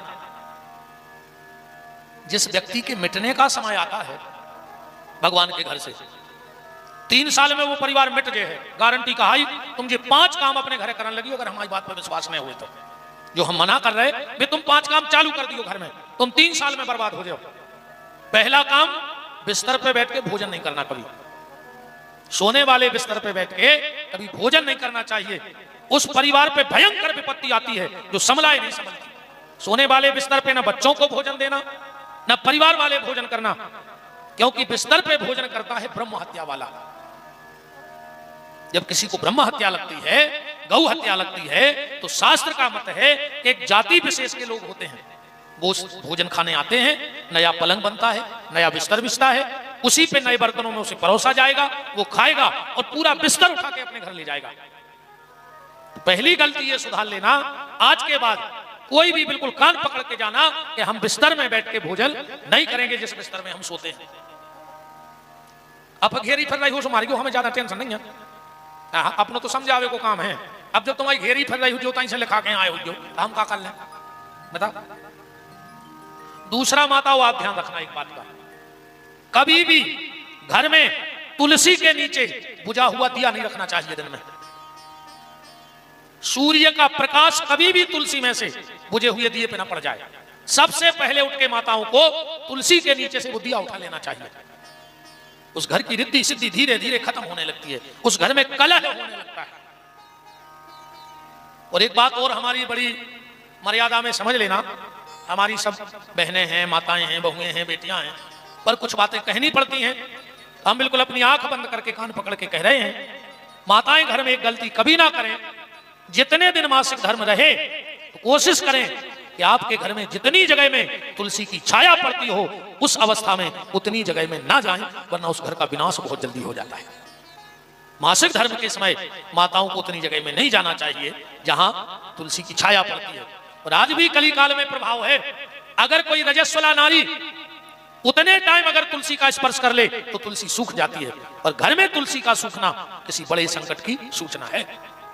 घर की अगर तुलसी सूख गई, बार बार लगाने पे तुलसी सूख रही है, तो समझ लेना तुम्हारे घर में बहुत बड़ी समस्या आने वाली है। आज भी जो लोग इन चीजों को नहीं मानते उनके लिए ये बातें प्रमाण हैं। आज भी अगर पापड़ बन रहा हो और रजस्वला नारी वहां पहुंच जाए तो उस पापड़ का कलर लाल पड़ जाता है। आज भी कलयुग में ये प्रमाण है। इन चीजों का बड़ा प्रभाव है। और हमारी बातें ना मानो तो हम तो आपसे 2-4 बातें कर रहे, बता दो। एक व्यक्ति ऐसा बता दो दुनिया में ढूंढ के लाना जिसके घर में जीना के नीचे हौदी बनी हो और उस घर में एक व्यक्ति परमानेंट बीमार ना हो। ढूंढ के ले आना दुनिया में से एक आदमी परमानेंट हो, घर में दवाई पे चल है, जिसके घर में जीना के नीचे पानी स्टोर हो जाए। और विश्वास नहीं हो तो मिटा के देख लियो, जैसे जैसे उस जगह का पानी सूखेगा तुम्हारे घर की दवाइयां बंद होने लगेंगी। ये वास्तु शास्त्र का सबसे बड़ा दोष है। जिसके घर में सोने वाला पलंग अगर आईने में दिखता हो, खड़े हो जाओ। अगर उन पति पत्नी में झगड़ा ना होता हो तो हमारा चैलेंज है उनके लिए। हमारे सोने वाला पलंग कभी घर के आईने में नहीं दिखना चाहिए। कभी भी पलंग को ऐसा लगाओ कि आईने में ना दिखे। कभी भी सोने वाले कमरे में पितरों की फोटो मत लगाना भूल करके। उन पति पत्नी में कभी बन ही नहीं सकती है। जिस सोने वाले कक्ष में चाहे बच्चे सोते हो, चाहे बुजुर्ग सोते हो, चाहे युवा, पर सोने वाले कमरे में कभी भी अपने पितरों की फोटो नहीं लगानी चाहिए। ये सबसे बड़ा दोष है। अन्य मानो तो लगा के देख लियो भाई, उसी ने मानो तो ऐसी मान लियो, जब बीत जाए जब तो सदा रहो। कभी भी सोने वाले कमरे में कलश नहीं रखना चाहिए। कई लोग सोने वाले कमरे में सेल्फ पे उल्टे बर्तन करके हो दादी, कई घरों में देखे हमने। वो घर में अलग से समस्याएं आती हैं। कभी भी उल्टे बर्तन नहीं रखो चाहिए घर में। अगर सेल्फ पे भी रखे हो तो सीधे रखें, उनमें चाहे 2-2 गेहूं के दाने डाल दो, 2-2 गेहूं के दाने डाल दो, पर कभी भी उल्टा बर्तन घर में नहीं रखना चाहिए। और सोने वाले कमरे में तो विशेष नहीं रखना चाहिए। इन चीजों के बड़े प्रभाव हैं। हमने कई बार कथाओं में कहा है और चैलेंज से कहा है, दुनिया में एक व्यक्ति ढूंढ के लाओ जो दुर्गा जी के मंदिर के बगल में रहता हो और सुखी हो। पूरे संसार में चैलेंज है। माओ कर लो खबर अपने अपने जगह की। दुर्गा जी के मंदिर के बगल में रहने वाला 14 हाथ में कलश से 14 हाथ का गोला बना दो और उसके बीच में रहने वाला सुखी हो। किसी के गांव में तो उठ के खड़े हो जाओ कि हमारे गांव में उनका मंदिर दुर्गा जी के मंदिर से लगा है और वो सुखी हैं, तो बता दो हमारे लिए। इन चीजों का बड़ा प्रभाव है प्यारे। जिसके घर में बेदी खुदी होए, हाँ, जिसके घर में बेदी बनी हुई घर में, वो आदमी परेशान रहे। अगर 3 साल में वो बेदी को साकल नहीं मिल रहा हो तो वो घर की सुख शांति खान लग, वो परिवार की। अगर बन गई हो, को कहते पुरानी बनी हो, तो साल में चाहे एक बार सत्यनारायण की कथा कराइयो, पर वो बेदी के लाने भोजन दियो, तो पूरा घर चाट दे बतमाओ। इन चीजों का बड़ा प्रभाव है। तो चर्चा कहां चल रही थी है यार?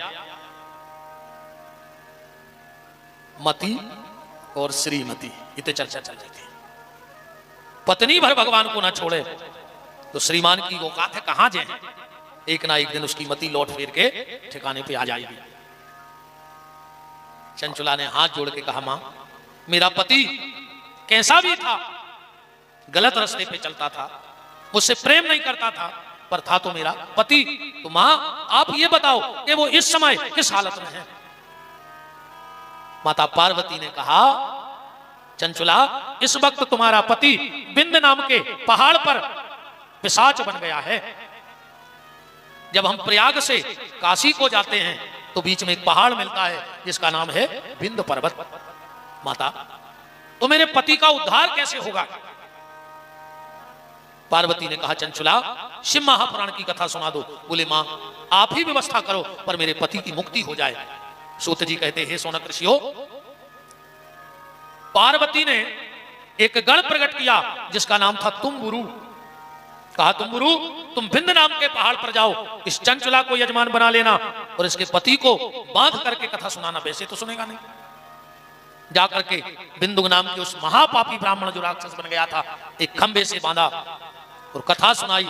और जैसे ही शिव महापुराण की कथा हुई तो वो भयंकर पिशाच योनि से मुक्त हो गया।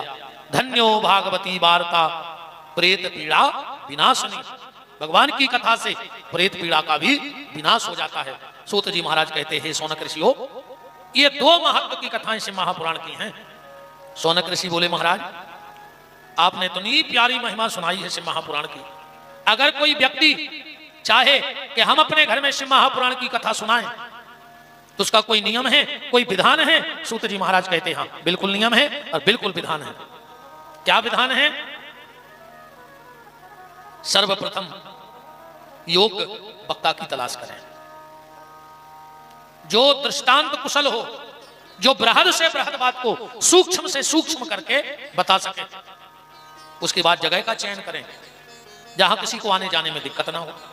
गर्मी हो तो गर्मी से बचने की व्यवस्था, ठंड हो तो ठंड से, और बरसात हो तो बरसात से बचने की व्यवस्था। सुंदर सा मंडप निर्माण करें। कल हमने कहा था, ये लिखा है, कर्तव्य मंडपो यच्चतः कदली स्तंभ मंडिता। शिव महापुराण की मंच पे कुछ हो चाहे ना हो, पर कदली स्तंभ मंडिता, केल का पेड़ जरूर होना चाहिए। इसलिए कल हमने रखवा दिया था। भगवान की कथा में खर्च कितना हो? विवाहे यादृशम चित्तम ता संकार्यमेव हि। व्यक्ति जितना अपने घर में विवाह में खर्च करता है, उतना ही भगवान के मंगल कार्य में खर्च करना चाहिए। अब ये नहीं लिखा कि 10 लाख हो कि 2000 हो। भगवान ने जिसको जिस लायक बनाया हो, उस लायक भगवान के उत्सव में धन को खर्च करना चाहिए। शिव महापुराण की कथा का सबसे बड़ा एक नियम है, ध्यान से सुन लो।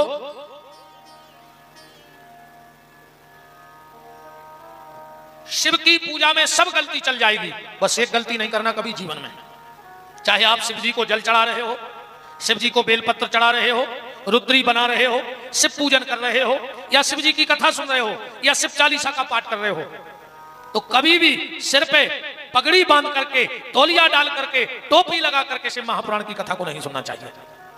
जो व्यक्ति सिर पे तौलिया, पगड़ी, टोपी लगा के शिव महापुराण की कथा सुनता है, उसकी संतान उसके कुल में कलंक लगाने वाली हो जाती है, वो गलत रास्ते पे चली जाती है और माँ बाप से दूर हो जाती है। श्लोक लिखा है, षोडशी मस्तके कायत शृणुवन्ति कथा नरा। जो भी शिव की कथा, शिव पूजन सिर पे कपड़ा डाल के करता है, उसकी संतान उसके कुल को कलंक लगाने वाली हो जाती है। इसलिए इस चीज का विशेष ध्यान रखना।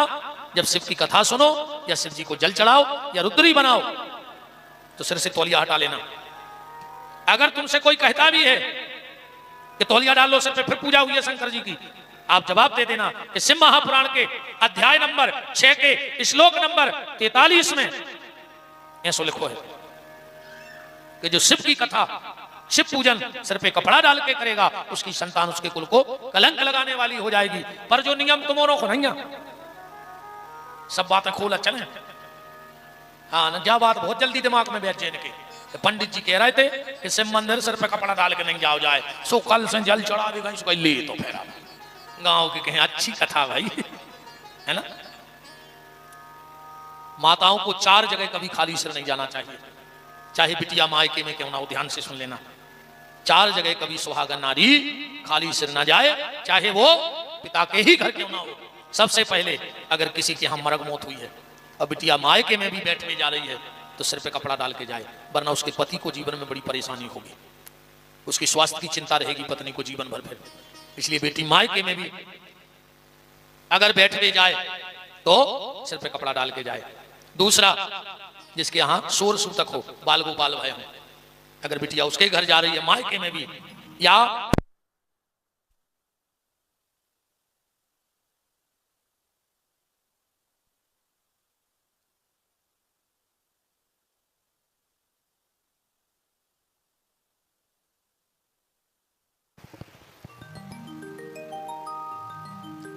सबसे सुंदर सबसे प्यारा है भोले का नाम।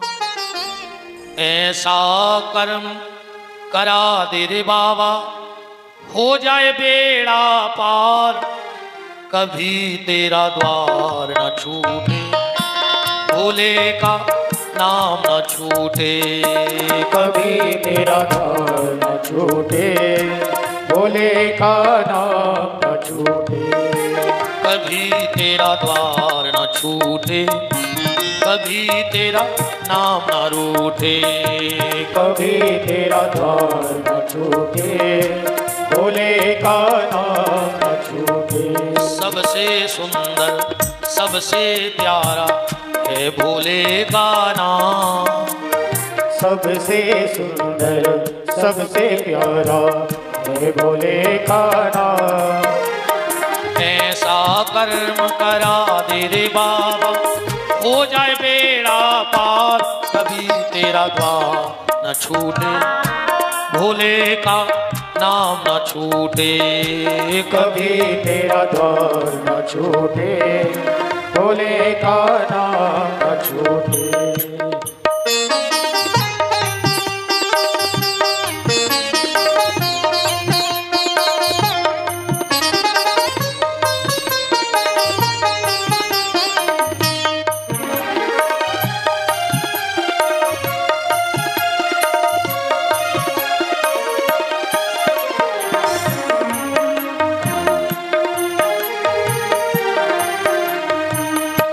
कभी तेरा द्वार न छूटे, कभी तेरा द्वार न छूटे। श्री वृंदावन बिहारी लाल की, राधा माधव सरकार की। 4 जगह चर्चा चल रही थी कि माताओं को खाली सिर नहीं जाना चाहिए। सबसे पहले जहां मरग मौत हुई हो, दूसरा जहां शोर सूतक हो, बाल गोपाल हुआ हो, तीसरा जिस गुरु से तुमने गुरु मंत्र लिया हो, और अगर कभी गुरुदेव तुम्हारे सामने आ जाएं, चाहे वो मायके में क्यों ना हो, तो अपने सिर पे कपड़ा डाल लेना। और चौथा, भगवान की कथा में आप कहीं भी सत्संग में जाओ तो सिर पे कपड़ा जरूर डाल लेना, वरना तुम्हारे हाथ की रिद्धि सिद्धि चली जाएगी। अब विशेषकर से महापुराण में कभी भी सुहागन नारी को भगवान के मंदिर में सत्संग में खाली सिर नहीं बैठना चाहिए। पर अब क्या करिए, बड़ी टेंशन को काम है। जो पहले मजाल है कि सिर को पल्लो कंधा पे आ जाए, और आज मजाल है कि कंधा को पल्ला सिर पे चलो जाए। तरक्की तो बहुत करी है देश ने। हाँ, पहले सिर को पल्ला कंधा पे नहीं आ तो, और अब कंधा को सिर पे नहीं जा रहा है ना। और ये पूरी लोहरिया लगी गानों में। बहुत पहले गाना आओ तो ओढ़ली चुनरिया तेरे नाम की, सब ठीक ठाक चल रहा हो तो फिर लोहरिया को लोग गाना बन गओ कि सर की जो सर से वो धीरे धीरे सत्यानाश हो गई, धीरे धीरे सब सत्यानाशी हो गई। बताओ, पहले बहुत कायदा मर्यादा है तो। हाँ, पहले अगर ससुर बैठो तो बहू निकलत नहीं आती, अगर निकलने पड़े तो बाल बच्चों से कह देती कि दादा से कह दो तना हट जाए, हमें निकलने हैं। आज की बहू अगर ससुर माई को नहीं हो रहा तो वे मूड पे लात धर के भमक जाए होगी। हाँ बिल्कुल, लात धर के उचट जाए, बैठे रहो तुम। सब मान मर्यादा की सीताराम। पहले इतनी मर्यादा थी कि अगर खुद को बच्चा गोदी में रखें और बड़ो भैया आ गओ तो उठा के नीचे रख देते। बाप तो बाप हो। तो कई लोग इन सियानों में ऐसे बैठे हुए हैं, पिताजी तो छोड़ो, उन्हें अपने बड़े भैया के सामने अपने बच्चा गोदी में लाए हुए हैं, जबकि बड़े भैया भी पता है कि आए कोई के आज के जो भैया हरे अस्पताल में लाए फिर पप्पू पप्पू, माने फुल नकटा हो गए, बेशरम होगा आज को आदमी। मान मर्यादा की सत्यानाश कर दी, कोई मान मर्यादा नहीं बची। देखो, एक निवेदन है, बढ़ो प्रगति करो, पर एक मर्यादा की लक्ष्मण रेखा अपने घर में जरूर खींच के रखो। मर्यादा की रेखा अपने घर में जरूर रखो। अगर मर्यादा की लक्ष्मण रेखा नहीं होगी तो जब सीता का हरण हो सकता है तो हमारा आपका क्या हाल होगा। अगर सीता जी लक्ष्मण रेखा ना नापती तो रावण कभी हरण नहीं कर सकता था। इसलिए एक मर्यादा की रेखा हर परिवार में होनी चाहिए, हर घर में होनी चाहिए कि इस मर्यादा के आगे कोई नहीं जाएगा। पर आज कोई मर्यादा नहीं बची, कोई संस्कार नहीं है। शिक्षा बहुत उच्च हो गई है पर संस्कार बहुत नीचे चले गए हैं। वर्तमान में शिक्षा तो बहुत अच्छी हो रही है, पर जितने हम शिक्षित हो रहे हैं उतने संस्कारों से विहीन होते जा रहे हैं। और अगर संस्कार और मर्यादा नहीं है तो फिर हम मानव कहलाने के भी अधिकारी नहीं है, क्योंकि जिसमें संस्कार है, मर्यादा है, वही तो मानव है। आहार निद्रा भय संततित्वम सामान में तत् पशुभिर नराणम ज्ञानम ही तेसम अधिकम विशिष्टम। ज्ञान ही मनुष्य के पास एक अलग से वस्तु है, और अगर हमने उसका उपयोग ना किया तो जीवन का क्या मतलब। तो भगवान शंकर की कथा में सिर पे कपड़ा डाल करके, पगड़ी लगाकर, तौलिया बांधकर, टोपी लगाकर भगवान की कथा को कभी श्रवण न करें। दूसरा नियम ये बताया, वक्ता का चयन हो जाए, जगह का चयन हो जाए, फिर बैठने का। भगवान की कथा में कैसे भी बैठना, जगह पर्याप्त है, व्यवस्था एक नंबर की है। तुम्हें जमीन में बैठने में दिक्कत हो, कुर्सियां भी पड़ी हैं, कैसे भी बैठना, पर कभी ऐसे नहीं बैठना। और यहां तक सुन लो, तुम्हारा कोई कितना भी खास क्यों ना हो, संबंध अब भी टूट जाए, टूट जाने देना, चिंता नहीं करना। पर अगर तुम्हारे घर में कोई ऐसा आके बैठता है तो या तो उससे कह दो कि सीधे बैठ जाओ या उठ के मेरे घर से बाहर हो जाओ। ये सबसे बेकार आसन है ये वाली। और ना मानो तो 21 दिन तक पूरे परिवार वाले 5 मिनट सुबह उठ के ऐसे बैठना एक साथ। 22वें दिन मिलना हमें, या तो हमें मिलोगे ही नहीं। सबसे बेकार आसन है। और जितनी देर कोई हमारे घर में आके ऐसा बैठता है, वो अपना पाप और अपनी दरिद्रता तुम्हारे घर में छोड़ता है और तुम्हारे घर की सुख समृद्धि अपने साथ ले जाता है। इसलिए कोई कितना खास हो उसको मना कर दो कि आप ऐसे मत बैठो हमारे घर में। आप लेट जाओ, सोफा पे बैठ जाओ, आपको जैसे बैठना है बैठ जाओ, पर ऐसे मत बैठो। ये सबसे बेकार आसन है। ये आसन नहीं लगानी चाहिए कभी भी। 2 चीजों को घर में संभाल लो, आप हमें याद रखोगे। पहला, ये आसन मत लगाओ। और दूसरा, हो सके तो घर का झाड़ू छुपा करके रख दो। लगाओ और छुपा के रख दो। बाहर का व्यक्ति तुम्हारे घर के भोजन में जो झाड़ू, मंदिर में, शयन कक्ष में, यहां का झाड़ू बाहर वाला ना देख पाए। लगाओ और छुपा के रख दो। आपके घर की रिद्धि सिद्धि नहीं जा सकती।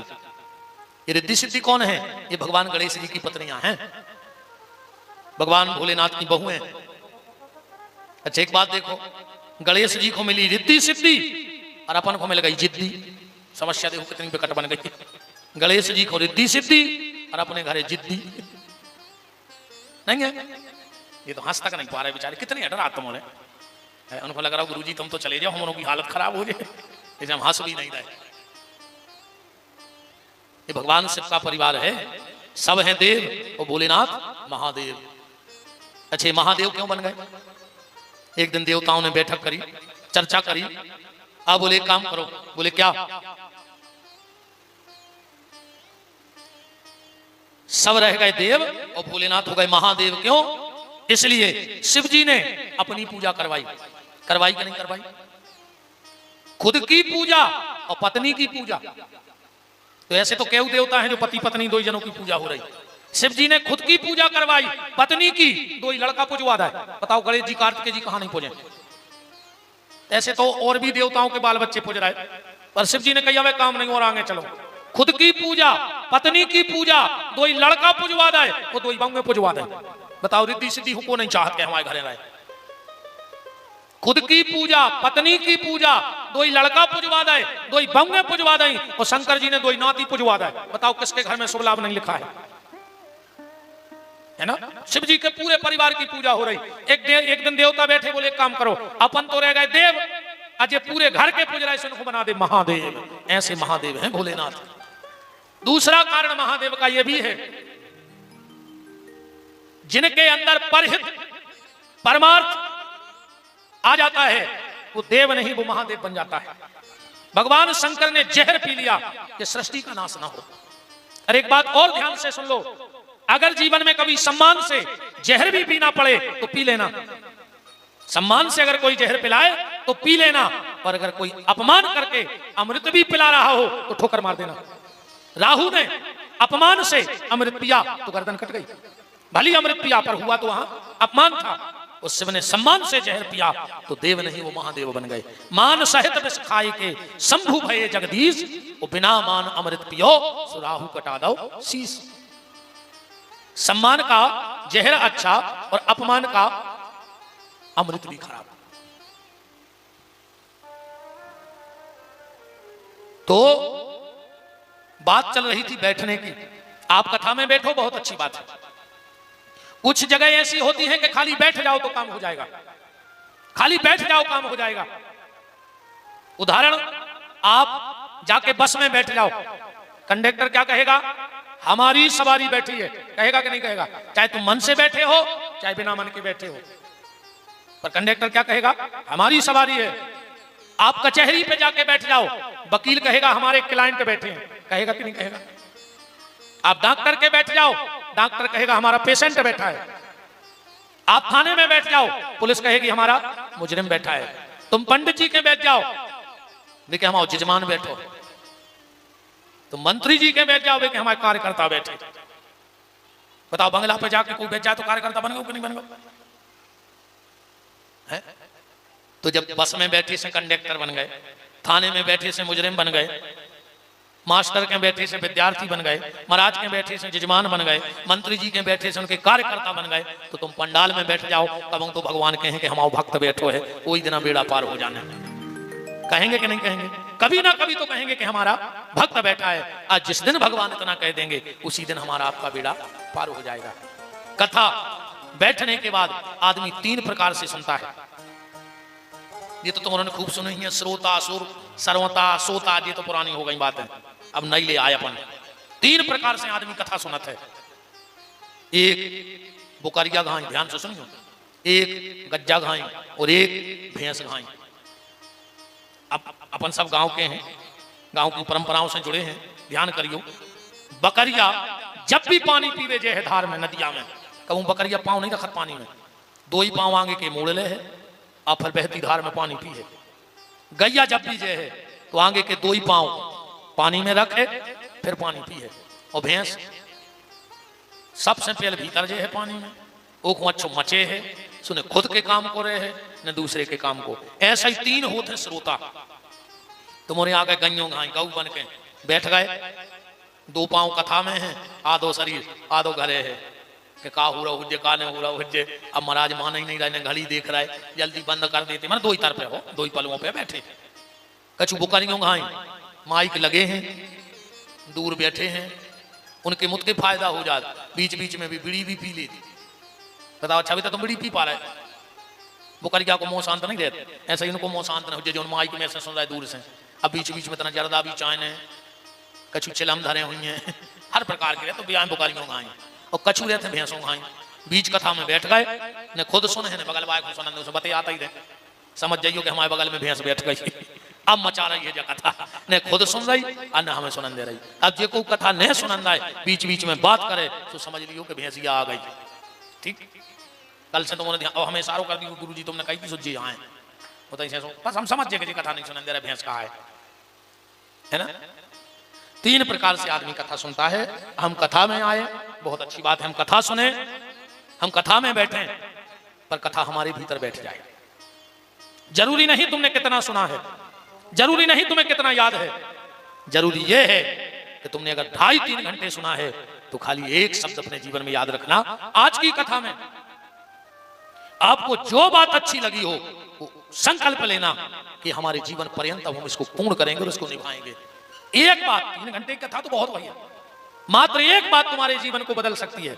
हमने कल भी कहा था कि कथा जीवन के रूपांतरण के लिए होनी चाहिए, जीवन के परिवर्तन के लिए होनी चाहिए, जीवन में बदलाव के लिए होनी चाहिए। और अगर जीवन में बदलाव ना आया तो कोई मतलब नहीं। हम लोग जब कथा में आते हैं तो खूब कपड़े बदल बदल के आते हैं कि नहीं आते। अब विशेषकर हमारी जो बहन जी आ रहे, हाँ पता लगे पहले ही बात हो गई जो कि 9 साड़ी पहले ही चाय ने 9 ही दिन को अलग अलग कथा हुई, चाहे बिल्कुल नहीं हुई, पर पहले 9 साड़ी आवे। अब बाजू वाली पूछ ले दीदी तई की आए कि दिल्ली बंबई की कीमत चुक गई है ना। हमें कोई दिक्कत नहीं है, भगवान ने खूब दाव है, सो हम के दिन में 9 बदली हो, ठाकुर जी ने दाव है। पर निवेदन तो है कि जब कथा में आओ तो कपड़ा बदल के आओ, पर जब कथा से जाओ तो अपने मन को बदल के जाना, तब तो कपड़ा बदलना सार्थक है। वरना कपड़ा बदलते बदलते एक दिन भगवान हमें ये तन बदलवा देगा और ना जाने अगले जन्म में हमें गधा घोड़ा कुकर सूकर क्या बना करके भेजेगा।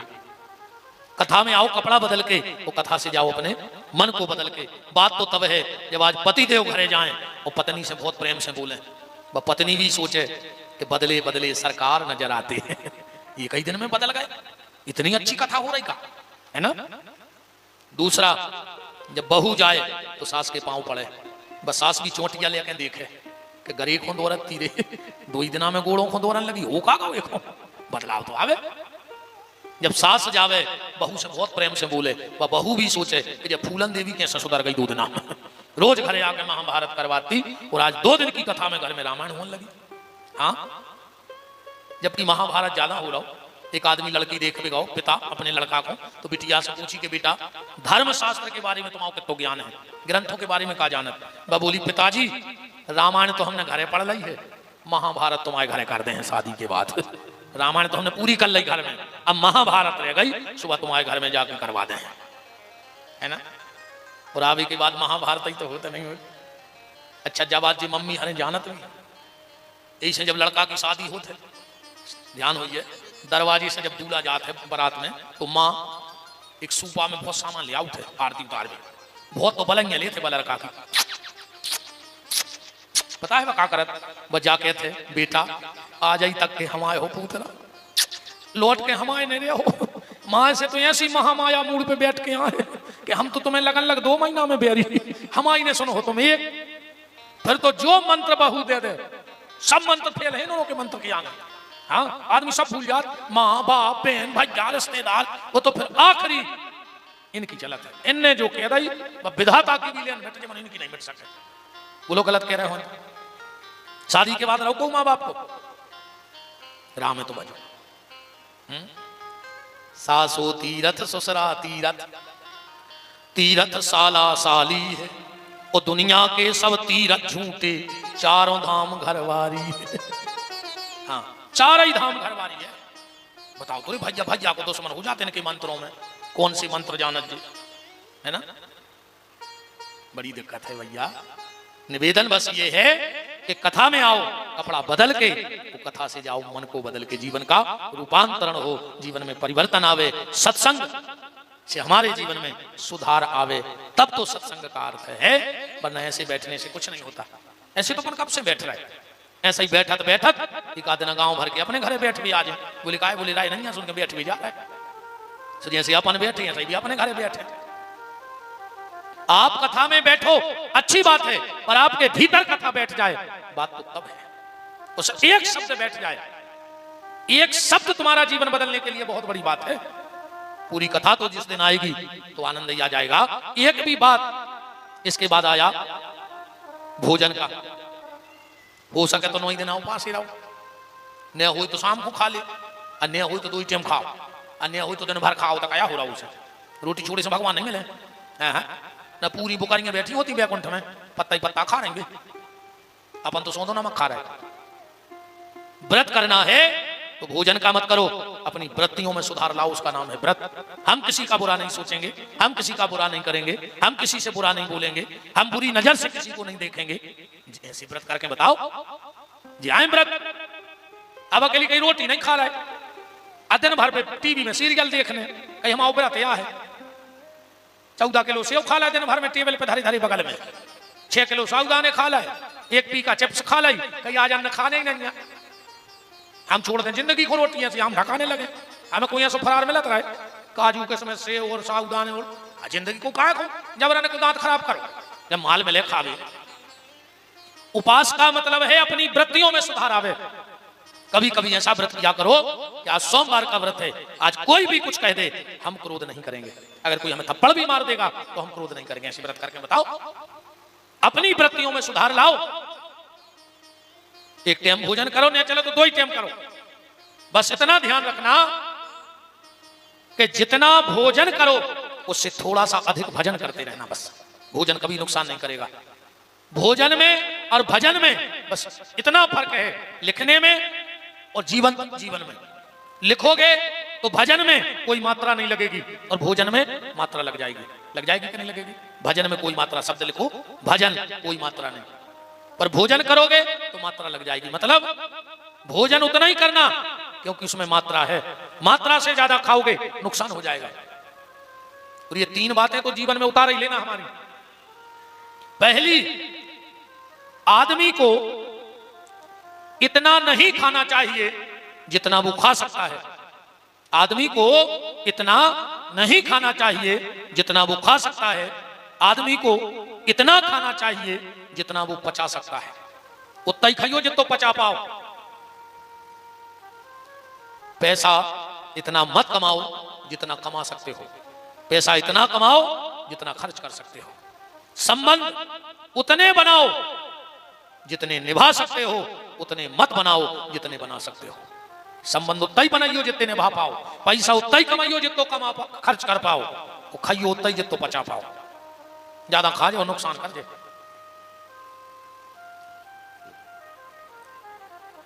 तो निवेदन भोजन पे चल रहा था। भोजन में कोई दोष नहीं है, बस भजन करो तो भोजन करो। 3 लड़का बैठ के बात कर रहे थे, विद्यार्थी। एक बोला कि जब हम पढ़ने के लिए बैठते हैं तो इतना पढ़ते हैं, इतना पढ़ते हैं, इतना पढ़ते हैं कि हम खाना खाना भूल जाते हैं। दूसरा लड़का बोला ये पढ़ाई नहीं है, पढ़ाई तो हम करते हैं। तुम जब पढ़ने बैठते हो तो इतना पढ़ते हो कि खाना खाना भूल जाते हो, और जब हम पढ़ने बैठते हैं तो इतना पढ़ते हैं, इतना पढ़ते हैं कि हम सोना ही भूल जाते हैं। तो तीसरा लड़का बोला ये भी पढ़ाई नहीं, अब हम बता रहे हैं पढ़ाई। पहला बोला जब हम पढ़ते हैं तो खाना खाना भूल जाते, दूसरा बोला जब हम पढ़ते हैं तो सोना भूल जाते हैं, और तीसरो बोलो जब हम पढ़ने बैठत तो हम पेपर दे वो भूल जा। अब ऐसी पढ़ाई का काम किया ये मैं पेपर देना ही भूल जाऊं। तो जीवन के भोजन के चक्कर में इतने मत खो जाओ कि जीवन के पेपर में भजन का विषय रखना भूल जाओ और जीवन के पेपर में फेल हो जाओ। भोजन करो, भोजन में कोई बुराई नहीं है, पर जितने में असुविधा ना हो, आलस ना आए, उतना भोजन करो। प्याज लहसुन ने खाओ चाहिए। ऐसा नहीं है कि तुम प्याज लहसुन खाओ तुम्हारे हाथ पांव टूट जाए, कि तुम्हारे सींग उंग यहाँ है, महीना प्याज खाओ तुम राक्षस हो जाओ, ऐसा कुछ नहीं है। तामस बढ़त है ना, सो भजन में आसन लगावे में दिक्कत होता है। अगर भजन करने तामसी शरीर रहे तो तुम भजन में नहीं बैठ सकते। तो तामस कम करवे के लाने प्याज लहसुन को परित्याग है।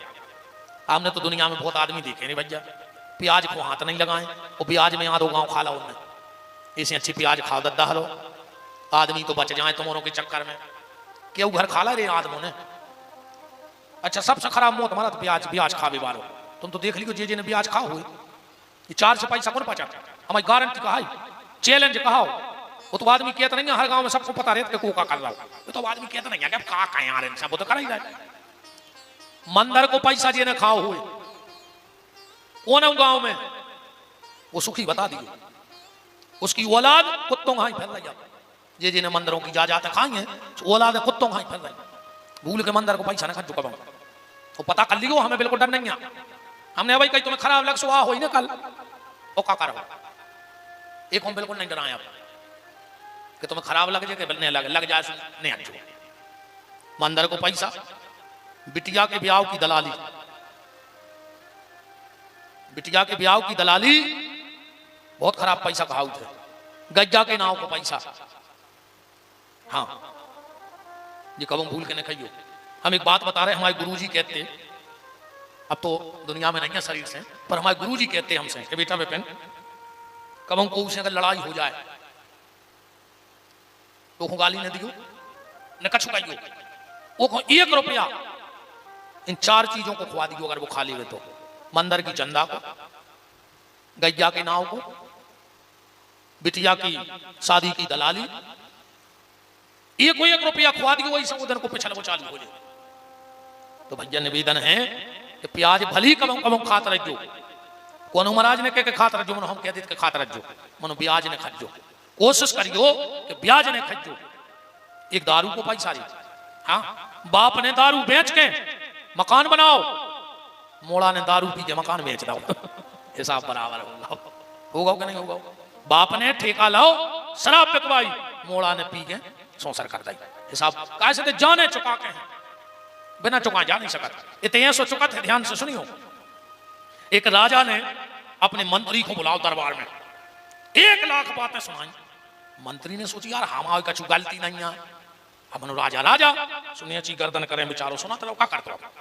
अब मंत्री ने करो सो दरवाजे खड़ो तो सिपाही, मंत्री ने 1 लाख सिपाही को सुनाई जितनी राजा ने सुनाई थी। उस सिपाही ने सोची कि यार जी ना ऐसे हंसा तक माँ ऐसे आगे बात न चीत, इन्हें हमें 1 लाख सुनाई। अब सिपाही का कहवे मंत्री से, वो आओ घरे, सो घरवारी बना रही थी रोटी, सुने 1 लाख घरवारी को सुनाई। अब कहूं की गुस्सा कहूं उतर रही, सिपाही की घरवारी बोली कि यार कछू ने कछू हंस के गाए थे, बातचीत भाई नन्या आके बड़बड़ाने लगे।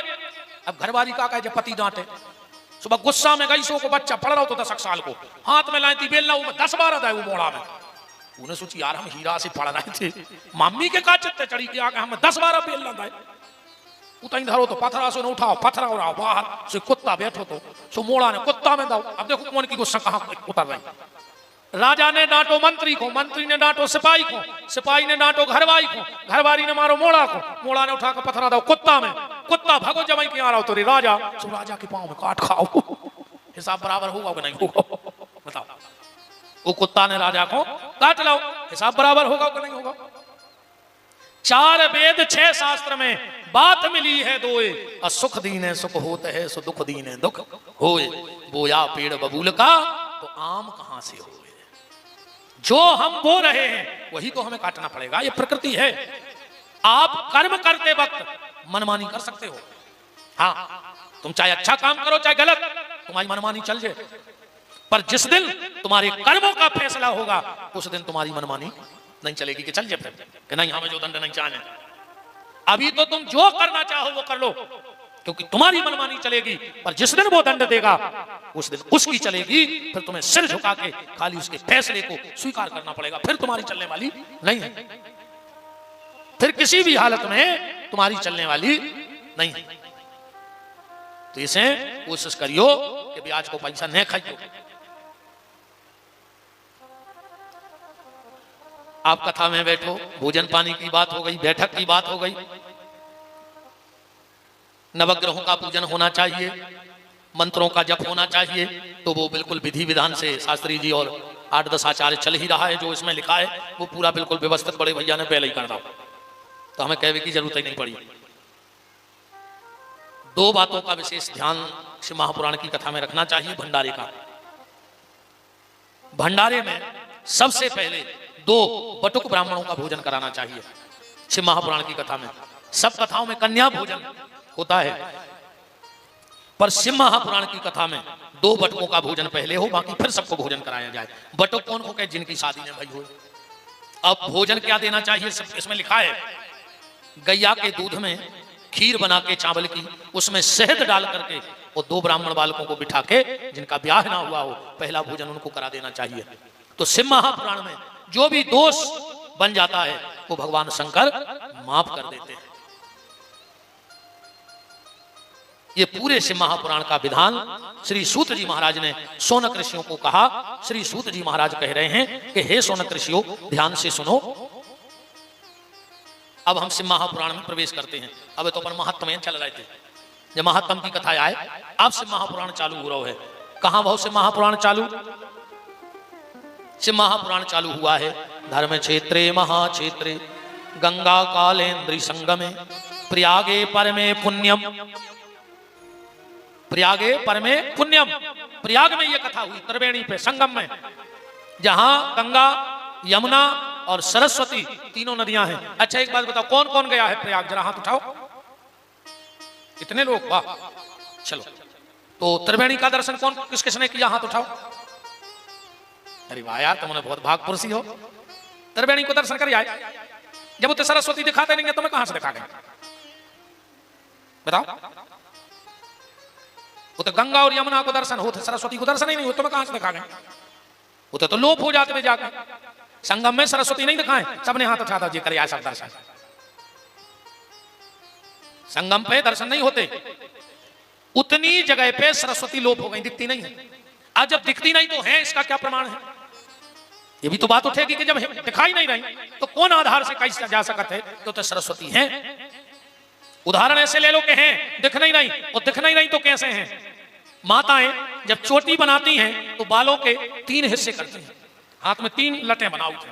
और जब पूरी चुटैया बन जाते तो मैं लटें 2 दिखाते। हाँ, चोटी में लटें 2 दिखाते हैं, जबकि बाल के हिस्से कितने किए थे? 3, पर दिख रही लटें 2। एक कहां चली गई? है वहीं पर दिख नहीं रही है। सरस्वती लोप हो गई। क्यों? इसलिए लोप हो गई वहां पर,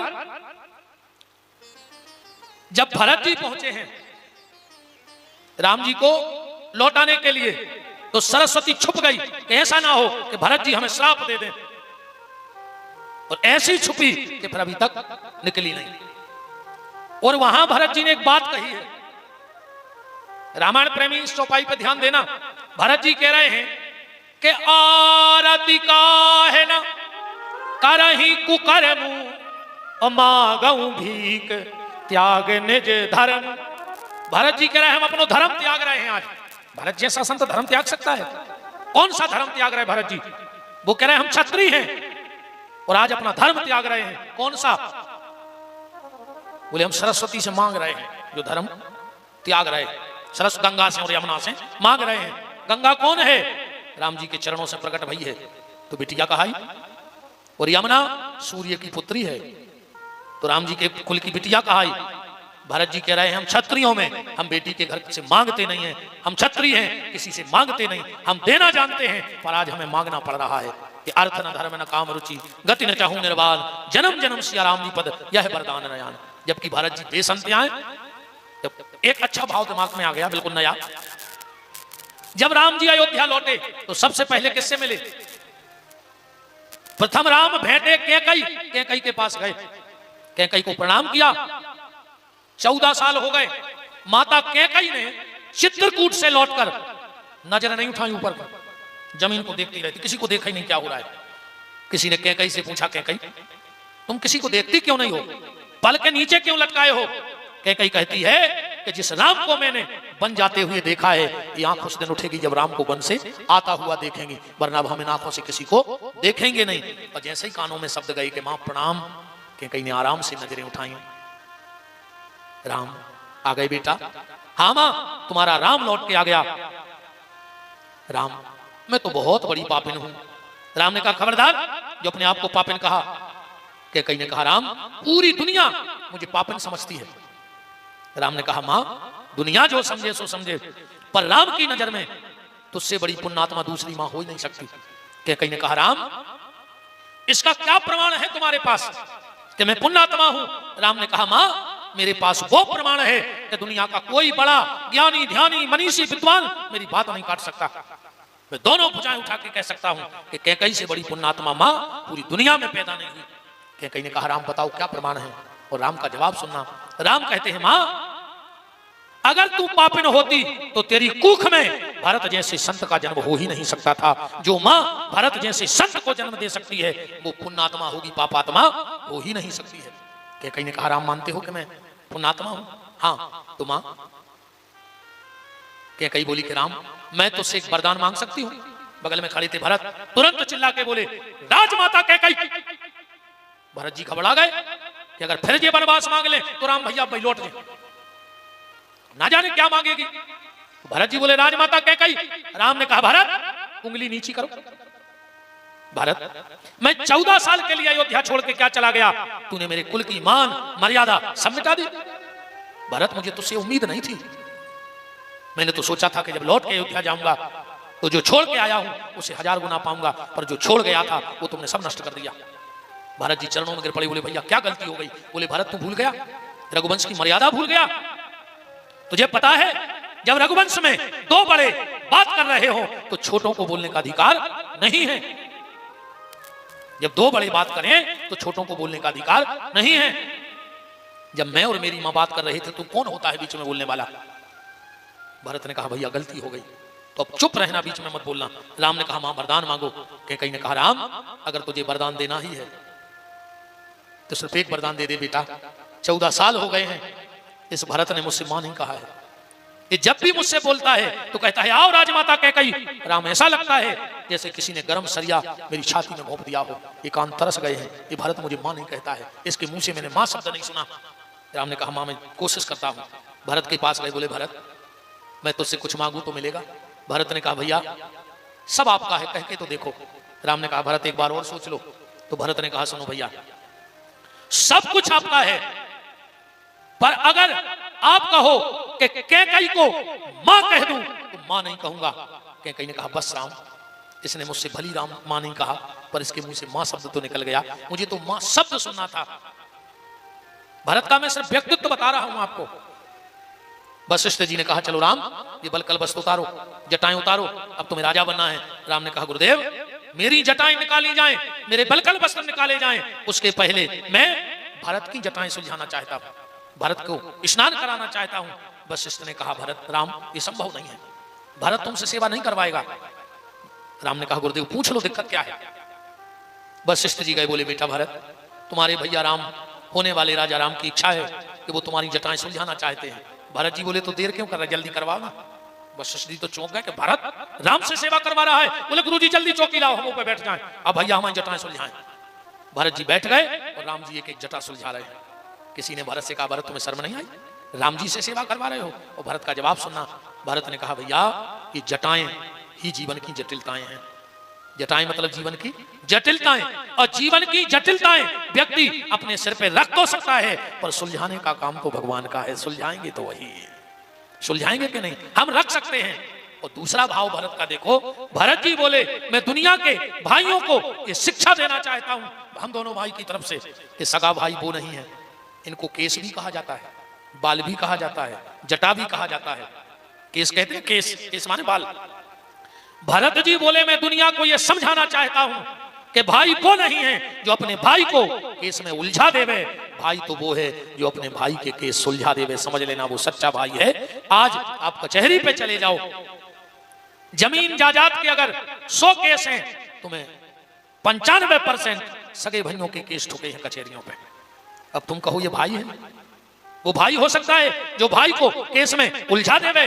अरे भाई तो वो है कि अगर कोई केस चल रहा है तो भाई को उस केस से सुलझा देवे, तो समझ लेना वो सगा भाई है।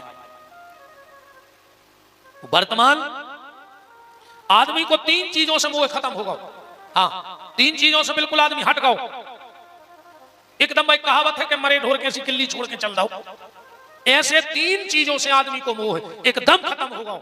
सबसे पहले गैया, बिल्कुल मोह खत्म, एकदम खत्म होगा आदमी को मोह गैया से। कुत्ता पाले हैं, हाँ, वही बिस्तरा में भैया सो रहा है, वही में कुत्ता सो रहा है, वही प्लेट में भैया खा रहा है, वही में कुत्ता खा रहा है।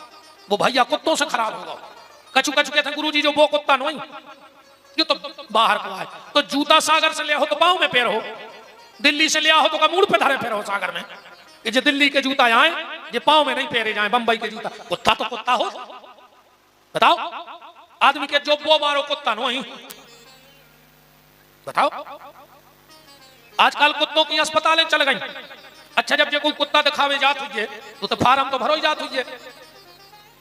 अब कुत्ता को तो का चुनाव नहीं रहे, सो फार्म पे नाव लिखो जात हो घर धानी को, ये को कुत्ता दिखावेगा। फिर नीचे लिखो जात हुई ऊपर उनको नाव, नीचे लिखो जात हुई इनकी पूंछ में कीड़ा पड़ गए, खाज हो गई है। अब नाव ऊपर कौन को लिखो? मालक को। तो कीड़ा कौन हो पड़ गए? ये को नाव लिखो। बताओ क्या हालत बन के रह गई। एक गैया, दूसरी भैया। कल युग में आदमी को सबसे ज्यादा दिक्कत है सगे भैया से। देखो आत्मा पे हाथ धर के बताइए, पूरी दुनिया बढ़ जाए पर सगो भैया ने बढ़ जाए। हाँ, कहूं जिठानी की 2 ईंटें ऊपर लग गई छत की, देवरानी को ब्लड प्रेशर लो। कहूं देवरानी की 2 ईंटें ऊपर हो गई तो जिठानी को ब्लड प्रेशर हाई। ये मरी जा रही घर ही घर को देख देख। पूरी दुनिया बढ़ जाए अपन को कोई मतलब नहीं है। अपनों को अपनों बारों ने बढ़ जाए ना, अपन को बहुत दिक्कत है। बोलो नहीं हो रहा हो वर्तमान में तो सबसे ज्यादा भैया से दिक्कत है आदमी को। गज्जा, भैया और बूढ़ी मैया। हाँ, ऐसे तो आदमी घर में टाल से लगवा रहा। दुकरिया बुढ़ापे में ले गुटनिया, 1 गिलास पानी मार दे, गुटनिया गिरी छिपकुली सी गिरी मार दे। सुने ज्यादा सेवा करने ने कछु। ये पक्के मकान बूढ़े आदमी जल्दी मारे भैया मर रहा है। देखो पट से गिरा छिपकुली सी क्या कहता न पैसा लगाए थे सागर नो ले गए जो नो सीताराम हो गई। बताओ, नए मकान बन रहा है, बिल्कुल ईमानदारी बताइयो। जितनों ने बनवाए हुए को ने देरी लगवाई नीचे की चौखट लगाई नहीं गई। आज के नए मकानों में देरी बंद हो गई लगभो। काहे? भगवान ने कही तुम घर में देरी नहीं लगा रहे, ने तुम्हारे घरे झगड़ा में देरी लगे, ने लठ उठवे में देरी लगे, ने खपरिया पटे में देरी लगे है। अब जब देरी है नहीं है तुम्हारे घरे तो कौन काम में देरी लगे बताओ? ने अस्पताल जाए में देरी लगे, ने डॉक्टर को देखवे में देरी लगे, उन्हें केवे में देरी लगे, सॉरी ने उते से ले आवे में देरी, उन गांव में आदमी जोड़ने में देरी। कई दिन डूब रहा हो घरे बारे में बता जो तुरंत बते भी अन्य बार भी में देरी। जब देरी लगाई नहीं गई, पहले मकान में देरी लगाती। गांव में जो विश्वकर्मा होते वे खिलिया ठोक भी आते दिवाली की रात में, कायदा आते दीपावली की रात में गांव के विश्वकर्मा खिलिया लेके ठोक जाते, कछु दान दक्षिणा ले जाते। कर्मा जी घर के भाव बढ़ गए, खिलिया ठोक भी नहीं आए। अब वे आ ही जाए उसका तुम्हारी खपरिया में धरना है खिलिया। तुम जब चौकटा ही नहीं लगवा रहे तो जो अंदर विश्वकर्मा जी आज लेते लगे मूड में हमारी देरी तो हमने लगवाई नहीं है। भरत जी ये शिक्षा दे रहे हैं कि नीम करई जिन जानियो जाकी गहरी छाए, ओ भैया बेरी ने जानियो जो बसे दाहिनी बाएं। दुनिया में सब मिल सकत है पर लौट के भैया नहीं मिल सके, चीज को ध्यान रखियो। राम जी के शब्द हैं, मिला ही न जगत सहोदर भ्राता, सब मिल जाएगा पर भाई नहीं मिलेगा। राम जी को जब राजा बनाओ, इतनी बात और कर दें, फिर राम दे रहे जब राम जी को अपन ने बुला लो तो राजा तो बना ही दिए। राम जी राजा बन गए, मंत्रिमंडल को विस्तार होगा। एक दिन मंत्रिमंडल की बैठक भाई, राम जी ने कहा चलो जिसको जो डिपार्ट दिया है अपने अपने विभाग की जानकारी ले आओ। 14 साल में जो रहे हो तुमने जो पद पे वो लेखा जोखा दो। सबने फाइलें दी। राम जी ने कहा ठीक है ठीक है ठीक है ठीक है।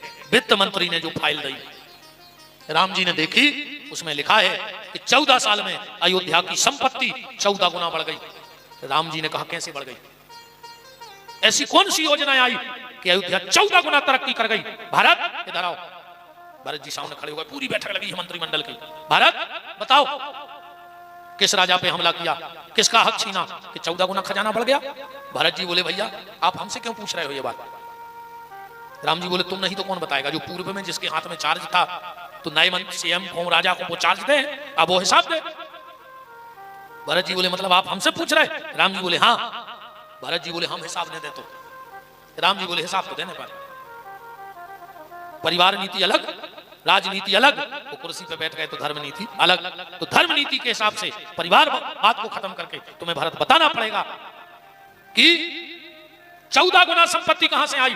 भरत जी बोले तो वो से पूछो ना आप जिनके हाथ में चार्ज है। तो राम जी बोले कि तुम्हारे हाथ में नहीं था? भरत जी बोले नहीं, पूरी अयोध्या से पूछ लो। अगर मैंने आपका चार्ज लिया हो तो बोले अयोध्या का चार्ज किसके पास था? बोले आपकी खड़ाऊ सिंहासन पर बैठी नहीं, हिसाब आप हमसे लियो। वो आपकी खड़ाऊ वहां बैठी नहीं, वो हिसाब देंगी। अब बताओ खड़ाऊ से का हिसाब लग जाए? राम जी थोड़े से चुप भय। हनुमान जी बोले प्रभु अगर हमारा अपराध क्षमा हो जाए तो हम बता दें कि अयोध्या की 14 गुना संपत्ति कैसे बढ़ गई। राम जी ने कहा बताओ, और हनुमान जी का जवाब सुनना और जीवन भर के लिए मंत्र लेना कि अगर तुम भी लाख गुना आगे बढ़ना चाहते हो तो हनुमान जी का मंत्र जीवन में उतार लेना। हनुमान जी कह रहे हैं प्रभु अयोध्या की संपत्ति 14 साल में 14 गुना तो ठीक 14 लाख गुना बढ़ जाए। बोले काय? बोले जिसकी संपत्ति राम के चरणों से जुड़ जाती है उसकी संपत्ति लाख गुना बढ़ जाया करती है। अयोध्या आपके चरणों से जुड़ी रही, आपकी चरण पादुका से जुड़ी रही। इसी तरह हम भी अगर भगवान के चरणों से जुड़े रहें, भगवान की कृपा से जुड़े रहें तो हमें चाहे संपत्ति हो, चाहे सद्बुद्धि हो, चाहे घर में सुमति हो, चाहे सुविचार हो, चाहे सदमार्ग हो, ये भी हमारा 1000 गुना आगे बढ़ेगा। ये बिल्कुल निश्चित है, पर जुड़ना तुम्हें भगवान के चरणों से पड़ेगा। तो प्रयाग में गंगा यमुना और सरस्वती के तट पर शिव महापुराण की कथा आज प्रारंभ हो गई। कल नारद जी और ब्रह्मा जी के बीच में शिव पूजन में चर्चा होगी कि शिव जी को कौन सी वस्तु किस कामना के लिए चढ़ानी चाहिए, कैसे कैसे पूजा होनी चाहिए, शिवरात्रि क्या है, अकौआ का पेड़ कैसे हुआ, धतूरे का पेड़ कैसे हुआ, भांग कैसे हुई, भस्मी कैसे बनी, रुद्राक्ष क्या है, शिव जी का प्रसाद चढ़ा हुआ खाना चाहिए कि नहीं खाना चाहिए। ये सारी चर्चाएं कल नारद जी पूछेंगे और ब्रह्मा जी एक एक चीज को शास्त्र में मत बना करके आप सबको बताएंगे, हम और आप बैठ करके सुनेंगे। आज की चर्चा को हम यही ठाकुर जी के श्री चरणों में वाणी को विराम देते हैं। कल पूरी शिव पूजन की विधि, शिव जी को सबसे प्रिय भोजन क्या है और जो भी वस्तु शिव जी को चढ़ती है वो प्रकट कैसे हुई, इन सब पे कल की चर्चा होगी। आज की चर्चा विराम। अब ठाकुर जी की प्यारी प्यारी सी आरती हमारी कथा के मुख्य यजमान बहन श्रीमती संगीता रंजीत सिंह जी राजपूत, गुड्डू भैया, बड़े भैया और आकाश भैया और समस्त राजपूत परिवार और उनके जितने भी सब प्रेमी परिजन नातेदार रिश्तेदार सब आए हैं, तो सब आरती में सम्मिलित रहेंगे। हो जाइए खड़े और बोल दीजिए हमारे साथ। और इस कथा को आप YouTube चैनल पर विपिन बिहारी दास, अपने YouTube चैनल पे डालना विपिन बिहारी दास, और ये लाइव कथा अगर आप किसी कारण ना भी आ पाए तो विपिन बिहारी दास के नाम से YouTube पे डालिए। आप घर बैठ के भी मोबाइल पे इस कथा को सुन सकते हैं। एक एक चीज शिव जी के बारे में अब कल से 7 दिन में चर्चा होगी। तो आप किसी कारणवश ना पहुंच पाए तो चैनल को सब्सक्राइब करें और कथा को घर बैठ करके सुने। तो जब तक आरती जलती है खोलिए हाथ, बोलिए हमारे साथ कि जिनका रखवाला है राम उनका कौन बिगाड़े काम, जिनका रखवाला है राम उनका कौन बिगाड़े काम। कृपा करे जब श्याम सलोना, माटी भी बन जाए सोना। कृपा करे जब श्याम सलोना, माटी भी बन जाए सोना। निर्बल बलशाली बन जावे, दुख दारिद्र निकट नहीं आवे। मेरे बल बलशाली बन जावे, दुख दारिद्र निकट नहीं आवे। मेरे प्रभु की लंबी भुजाएं, अपने दास को सदा बचाएं। मेरे प्रभु के लंबी भुजाएं, अपने दास को सदा बचाएं। सबको मिल जाए आराम, जिनका रखवाला है राम। जिनका रखवाला है राम, उनका कौन बिगाड़े काम। दोनों हाथ ऊपर उठाइए, बोलिए हमारे साथ। हे मेरे नाथ, हे मेरे नाथ, मैं आपको कभी न भूलूं। हे मेरे नाथ, मैं आपको कभी न भूलूं। हे मेरे नाथ, अब तो दया करो। आइए समस्त राजपूत परिवार के साथ हम सब भी देखो एक बात कहें, राजपूत परिवार की स्थिति प्रहलाद जैसी हो गई है। हाँ, प्रहलाद जी को जब भगवान आए तो भगवान बोले कि चलो प्रहलाद हमारे साथ। प्रहलाद बोले हम नहीं जा रहे। बोले काहे? बोले हमारा तो पक्को होगा कि तुम मिल गए और मिल गई, पर अगर हम अवे चले गए तो हम अकेले ही हैं आपके पास। बोले फिर? बोले हमें कछु दिन को छोड़ दे। बोले उससे क्या हुई है? फिर हम अपने संगे, बोले हम लाखों को भजन करा करा संगे लगा के आए।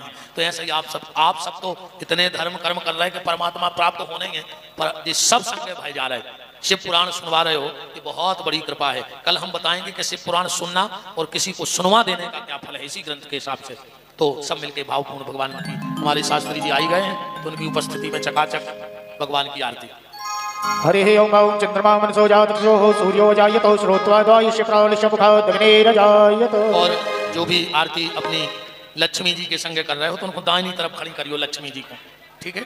अपनी अपनी लक्ष्मी जी को दाहिनी तरफ खड़ी करियो। हाँ आपको जय जय।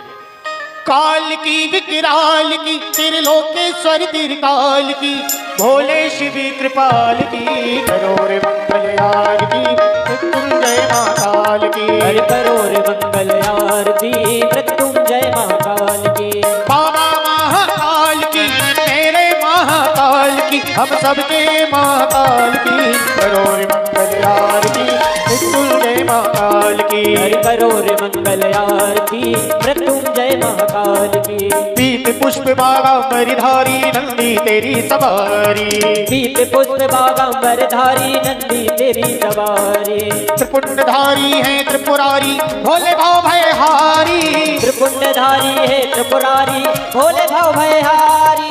शंभु दीन दयाल की, तीन लोक दिक्पाल की, कैलाशी शशिभाल की, करो रे मंगल आरती मृत्युंजय महाकाल की। हरि करो रे मंगल आरती मृत्युंजय महाकाल की। अरे डमरू बाजे डम डम डम डम नाचे शंकर भोला। डमरू बाजे डम डम डम डम नाचे शंकर भोला। बम भोले शिव बम बम भोले, चढ़ा भांग का गोला। बम भोले शिव बम बम भोले, चढ़ा भांग का गोला। जय जय हृदय विशाल की, आशुतोष प्रतिपाल की, नैना धक धक ज्वाल की, करो रे मंगल आरती मृत्युंजय महाकाल की। हरि करो रे मंगल आरती मृत्युंजय महाकाल की। अरे आरती हारी पालनहारी, तू है मंगलकारी। आरती हारी पालनहारी, तू है मंगलकारी। मंगल आरती कर नर नारी, पाए पदार्थ चारी।